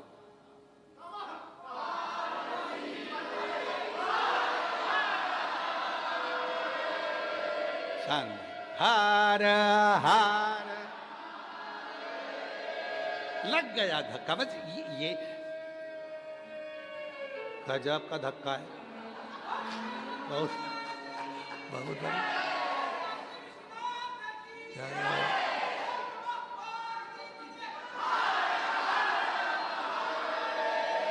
अरे तो तुम सबको देख के तो ऐसा लग रहा है जैसे वो धक्के के साथ में गाड़ी को टोचन भी किया जाता है। काय केसरवाणी जी, सही है, और गाड़ी को टोचन किया जाता है, वो बांध लिया जाता है। तो ये जो दो चिल्लाए हैं ना, ये टोचन वाले ही हैं। निकालो बाहर धक्के में।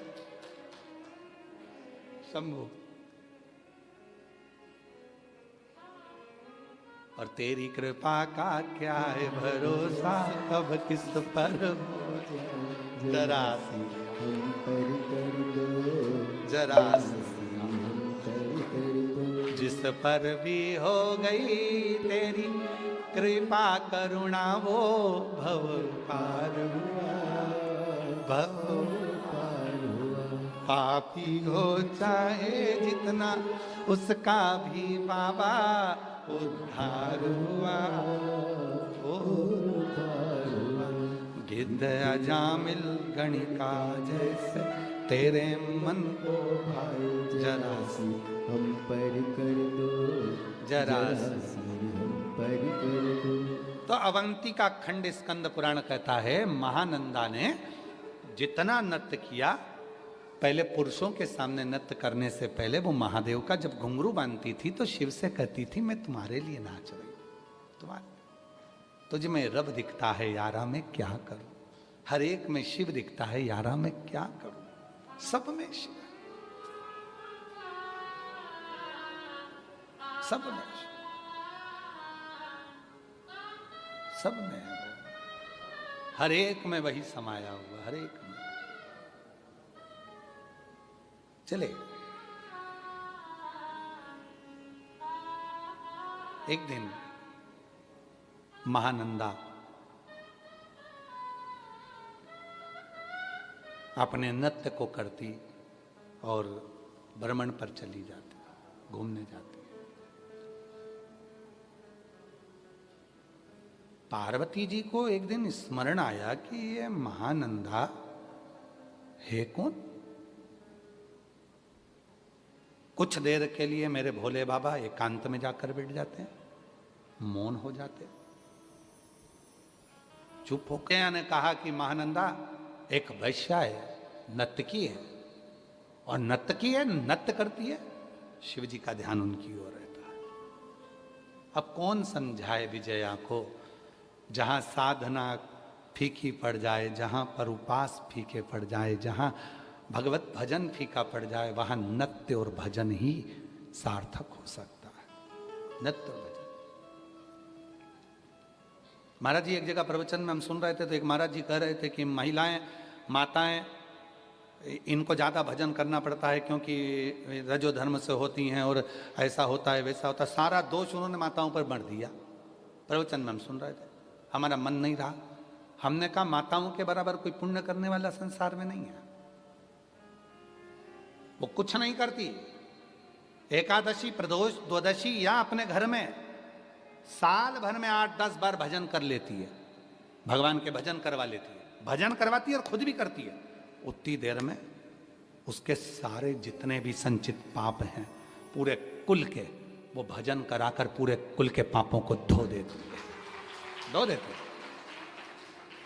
महाराज जी ये चतुर्वेदी जी बैठे हैं, इनकी बड़ी भाभी, अभी चतुर्वेदी जी आए नहीं हैं, वो बड़े वाले झांसी वाले, उनका थोड़ा स्वास्थ्य नरम गरम के कारण, और इनकी बड़ी भाभी, ये भाभी की जेठानी और ये देवरानी, ये लोग एक साथ बैठती हैं तो एक ढोलक बजाती है और एक भजन गाती है। और ऐसे ही उनके बड़े भैया का है, वो हारमोनियम बजाएंगे तो उनकी धर्मपत्नी ढोलक बजाएगी और उनका लड़का मंजीरा बजा के भजन गाता है, कीर्तन करते हैं। देखकर खुशी होती है कि शिव को रिझाने का सबसे सुंदर तरीका है। और हमारे कुबेरेश्वर धाम पर सीहोर में हम निवेदन करेंगे, जितनी भी लोग कुबेरेश्वर धाम की भूमि पर आया करें, अगर आप अपने घर से आ रहे हो, गाड़ी लेकर आ रहे हो, तो आपसे निवेदन है 4 जोड़ मंजीरे और 1 ढोलक साथ लेकर आया करो। पूरे कुबेरेश्वर धाम में कहीं पर भी बैठ गए और 15 मिनट आधा घंटा भगवान का जो भजन गाना है गाया करो, उससे आपके जीवन के सारे दुख अपने आप समाप्त होते चले। पूरे कुबेरेश्वर धाम में कहीं पर भी बैठकर आप जब 4, 5, 8 महिलाएं आ रही हैं, 10 महिला आ रही हैं, 15 लोग आ रहे हैं, 20 लोग आ रहे हैं, अपना मंजीर अपना ढोलक लेके आओ, भजन करो, स्मरण करो, उससे दुख भी समाप्त होता। साधना का सबसे सुंदर तरीका, महानंदा शिव जी का ध्यान केंद्रित कर लेती है। पार्वती को मालूम पड़ा, विजय ने कहा कि शिव जी का ध्यान तुम उस स्त्री पर है। पार्वती जी बोलती हैं शिव जी और स्त्री पर ध्यान देंगे, हो नहीं सकता, हो नहीं सकता। पर कई बार जो ये बेस्ट फ्रेंड होती है ना, ये कहीं ना कहीं कुछ ऐसा बोल देती हैं जिससे मन में थोड़ी विचलितता हो जाती है। और हमारा निवेदन है, जितनी भी तुम बेस्ट फ्रेंड बैठी हो ना, यहां पर जितनी भी बेस्ट फ्रेंड बैठी हो, आप सबसे निवेदन है, कभी भी किसी भी रूप में निंदा को दूर करो। निंदा, हम जानते हैं, अभी हमने कथा में कहा था सीहोर की, कि भगवान से प्रार्थना करना, भोलेनाथ जी से प्रार्थना करना कि मेरी निंदा करने वाले, मुझे गाली देने वाले, मुझे आड़ा टेढ़ा करने वाले, मेरे को अपशब्द कहने वाले को बुखार भी ना आए। भोलेनाथ जी से हमने अभी कथा में कहा था कि शिव जी से प्रार्थना करना, हमारी निंदा करने वाले को बीमार मत करना। अगर वो बीमार हो जाएगा तो निंदा कौन करेगा, और वो निंदा नहीं करेगा तो हमें बुखार आ जाएगा। हमारे आधे रोग, आधा दुख तो निंदा वाले ही काट देते हैं। इसलिए भगवान से प्रार्थना करा करो कि कोई अपशब्द बोले, गाली दे, आड़ा टेढ़ा बोले। हमें जब कई लोग अपने अपने व्हाट्सएप पे या अपने अपने फेसबुक पर जब सीहोर वाले बाबा का फोटो लगाकर जब आड़ा टेढ़ा लिखते हैं ना, तो सबसे ज्यादा खुशी हमको होती है। और हम कुबेरेश्वर धाम पर जाकर 2 लोटा जल चढ़ाते हैं। बाबा कितने अच्छे लोगों को रख रखा है जो दिन भर बैठकर मेरा मेल धोते रहते हैं, तो मुझे कम से कम वहां जाने पर कुछ बोलना तो नहीं पड़ेगा, मेरी सारी गवाही यही दे देंगे, सारी गवाही दे देंगे।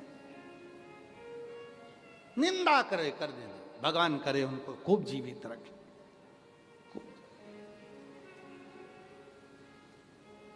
वो एक ट्रक के पीछे पढ़ा था बाबा जी, हमने ट्रक के पीछे लिखा था, तुमने भी पढ़ा होगा, निंदा करने वाले, चुगली करने वाले खूब जियो।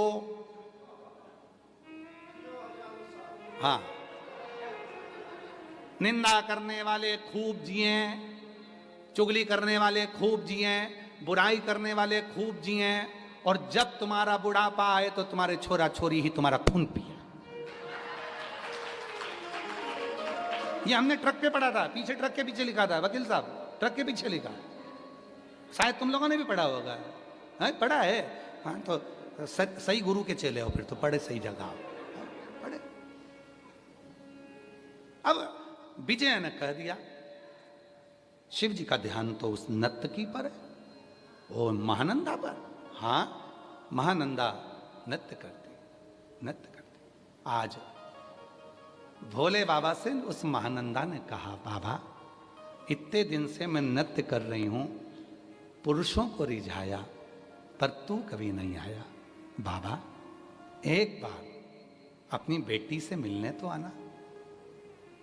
पूत कपूत सुने हैं परना, माता सुनी माता। बेटा बेटी कैसे भी हो सकते हैं, पर माँ बाप बुरे थोड़ी ना हो सकते। माना मैं वेश्या हूं, माना मैं नर्तकी हूं, पुरुषों को रिझा लेती हूं, पर एक दिन तो अपनी बेटी से मिलने आओ। आज मेरा बाबा भोलेनाथ, अवंतिका नाथ, सुंदर रूप रखकर, सेठ बनकर बाबा चल दिए। उस रूप का दर्शन कभी मौका लगे, पुरानी गीता प्रेस गोरखपुर की पुस्तिकाएं निकालिएगा, शिव पुराण पुरानी, राम कथा पुरानी, रामचरितमानस, विष्णु पुराण निकालना। उस चित्र का दर्शन आपको गीता प्रेस गोरखपुर में मिलेगा। शंकर जी के कानों में यहाँ मुर्की है और उसमें मोती लटक रहा है। कभी आपने अगर दर्शन करा हो गीता प्रेस गोरखपुर की, पुरानी पुराणों में, उसमें यहाँ कल्याण में भी ऐसे फोटो आते हैं, उसमें यहाँ मूर्ति है शिव जी के और उसमें मोती लटक रहा। कोई पूछे कि गीता प्रेस गोरखपुर पर ये चित्र बनाया गया था, ये चित्र कौन सा है? तो ये चित्र है स्कंद पुराण के अवंतिका खंड का, जब महानंदा के दरवाजे पर भगवान देव अधिदेव महादेव कानों में मूर्ति पहनकर मोती लटक रहा है और मेरा वो घरदानी आनंद में श्रृंगार कर कर पहुंचे। पहचानी नहीं महानंदा, महानंदा नहीं पहचानी। सब पैसे लुटा रहे थे, मेरे महादेव क्या देते? महानंदा ये ले, ये शिवलिंग है, तेरे पास पूजन के लिए नहीं था, किसी ने नहीं दिया था। सब कहते हैं कि तू ऐसी है तो पूजन नहीं कर सकती, आज मैं तुझे देकर जा रहा हूं, इस शिवलिंग को संभालना। महानंदा ने कहा सेठ जी आपके पास ये शिवलिंग कहां से आ गया? और आज तो आपने मेरे को जीवन की सबसे बड़ी पूंजी दे दी। ये शिवलिंग आज तक मेरे पास नहीं था। सब मना करते थे, सारे मना करते थे कि तू वैश्या होकर शिव जी की पूजन करेगी, तू नर्तकी होकर शिव जी की पूजन करेगी, आपने मुझे शिवलिंग दे दिया। सेठ के वेश में महादेव ने शिवलिंग दे दिया, रख पूजन कर, साधना कर। अब तो महानंदा उसी शिवलिंग के सामने नृत्य करती। समय आया, एक दिन आसपास के लोगों ने देखा कि ये वेश्या का तो परचम सब दूर हो रहा है, तो उसने, पड़ोसियों ने वेश्या के घर में आग लगा दी। वेश्या के घर में आग, उस नर्तकी के घर में, महानंदा के घर में, अवंतिका खंड कहता है स्कंद पुराण का, उस महानंदा के घर में आग लगा दी। आग लगी, वैश्या गई थी कहीं जल को लेने के लिए, आई, धधकता हुआ अपना आंगन देखा, रोने लगी। रुदन इस बात का नहीं था कि घर जल गया, रुदन इस बात का था कि अंदर मेरा महाकाल जल रहा था, शिव जल रहा था, शिवलिंग अंदर था, शिवलिंग। भागी, गांव के लोगों ने पकड़ लिया, पागल हो गई है, इतनी सुंदर तेरी काया जल के राख हो जाएगी, कितनी सुंदर तो दिखती है, अंदर जाएगी, धधक जाएगी, पूरी आग की भट्टी हो रहा है तेरा घर। महानंदा रुकती नहीं, महानंदा नहीं रुकी, मुझे जाने दो, विश्वनाथ मेरा है, मुझे जाने दो। लोग अपनी प्रॉपर्टी को कहते हैं ये प्लाट मेरा है, ये घर मेरा है, ये जमीन मेरी है। शिव का सच्चा भगत कहता है विश्वनाथ मेरा है, विश्वनाथ। कई लोगों को इसमें भी ऑब्जेक्शन है बाबा जी, कई लोग कमेंट से लिखते हैं सीओर वाला बाबा कहता है महादेव मेरा, महादेव मेरा, महादेव मेरा, क्या केवल इनका है? तो तुम भी कहो ना तुम्हारा, हम कौन मना कर रहे? तुम भी क्यों मेरा तुम्हारा, हम कौन मना कर रहे हैं? मेरा है और मेरा ही रहेगा। और आज भी विश्वनाथ की पवित्र धरा से लोग कहते हैं यहाँ मोक्ष की नगरी है। मेरे विश्वनाथ बाबा को इस व्यासपीठ से कहकर जाऊंगा, बाबा जिस दिन मेरे प्राण भी छूटे उस दिन तू मेरा ही रहना और मैं तेरा ही रहूं, इससे ज्यादा कुछ नहीं चाहिए, कुछ नहीं। तू मेरा रहना, मैं तेरा रहूं। एक मंत्र दुनिया को दिया है, श्री शिवाय नमस्तुभ्यम। उस मंत्र के रूप में मेरा विश्वनाथ सदा रखना, सदा रखना। शरीर चले जाए पर वो मंत्र के रूप में वो विश्वनाथ रखेगा, उस मंत्र के रूप में वो विश्वनाथ। अरे महानंदा कहती है मेरा शिव अंदर रह गया। अरे जाने दे, पत्थर का है, पत्थर का है, जाने दे। महानंदा नहीं रुकी, नहीं। अब ना रोको, ना रोको मुझे एक बार जाने दो। अब ना रोको, ना रोको एक बार जाने दो। एक बार जाने दो मुझे, एक बार जाने दो। एक बार जाने दो मुझे, एक बार जाने दो।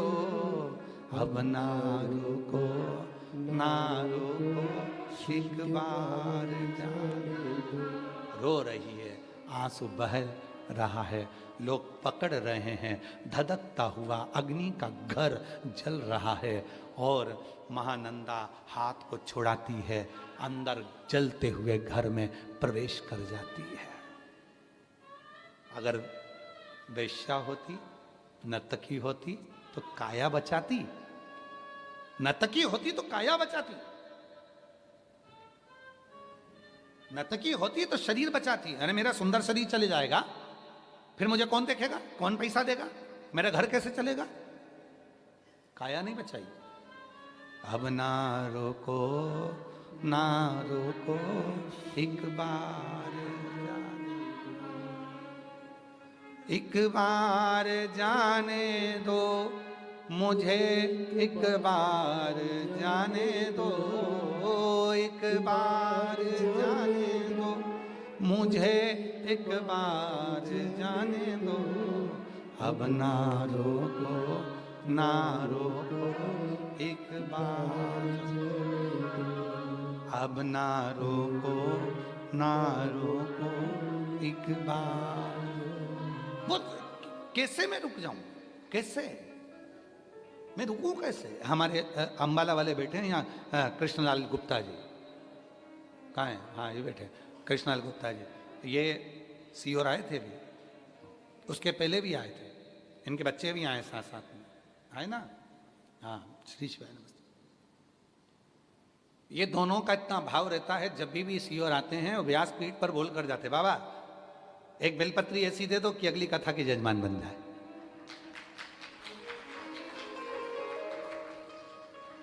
और ना जाने कैसी बेलपत्री लेकर जाते हैं कि हर कथा में जजमान बन जाते हैं। और आपके बच्चों को भी साधुवाद दूंगा बेटा, आपको भी बहुत बहुत साधुवाद। शिव की कृपा है कहीं, बाबा इतनी उन्नति दे कि आप ऐसे ही यजमान पद ग्रहण करते रहे, ये शिव की बात। तुरंत बाबा एक बेलपत्र ऐसी दे दो मैं जजमान बन जाऊं, एक बेलपत्र दे दो बस व्यासपीठ से। विश्वास, भरोसा, और वो महानंदा भरोसा करी, सब पकड़ रहे हैं। महानंदा ने काया नहीं देखी, उसको मालूम है कि काया तो जलेगी। लोग चिल्ला करके रहे, महानंदा तेरी सुंदर काया जल कर राख हो जाएगी। महानंदा कहती है मैंने सुना है वो विश्वनाथ है, शमशान में रहता है, उसको मालूम है किस मुर्दे को कैसा जलाना है, किसको कैसा जलाना है वो उसको मालूम है, शमशान में रहता है। कल की बातें हम बाबा जी से कर रहे थे कि हमको आना है, तो बाबा जी बोले अपन मणिकर्णिका पे बैठेंगे थोड़ी देर और वहाँ बैठकर खूब आनंद से शिव चर्चा करेंगे। मणिकर्णिका पे बैठकर अपन शिव चर्चा करेंगे। इतनी खुशी हुई कि जैसे मेरा महादेव खुद कह रहा है, आ मणिकर्णिका पर बैठकर मेरी ही चर्चा कर, मेरा ही भजन, मेरा ही भजन, मेरी चर्चा। काया नहीं देखी है महानंदा ने, अगर काया देखती तो रुक जाती है, शरीर देखती तो रुक जाती है, स्वरूप देखती तो रुक जाती। गई महानंदा, पहुंची अंदर, शिवलिंग को उठाया, अपने आंचल से ढक लिया, पल्लू से। धधकती हुई ज्वाला ने महानंदा को अंदर ही जला दिया, अंदर ही। पूरा शरीर का खाल मांस भट्टी की तरह तप गया, जल गया, सब महानंदा पूरी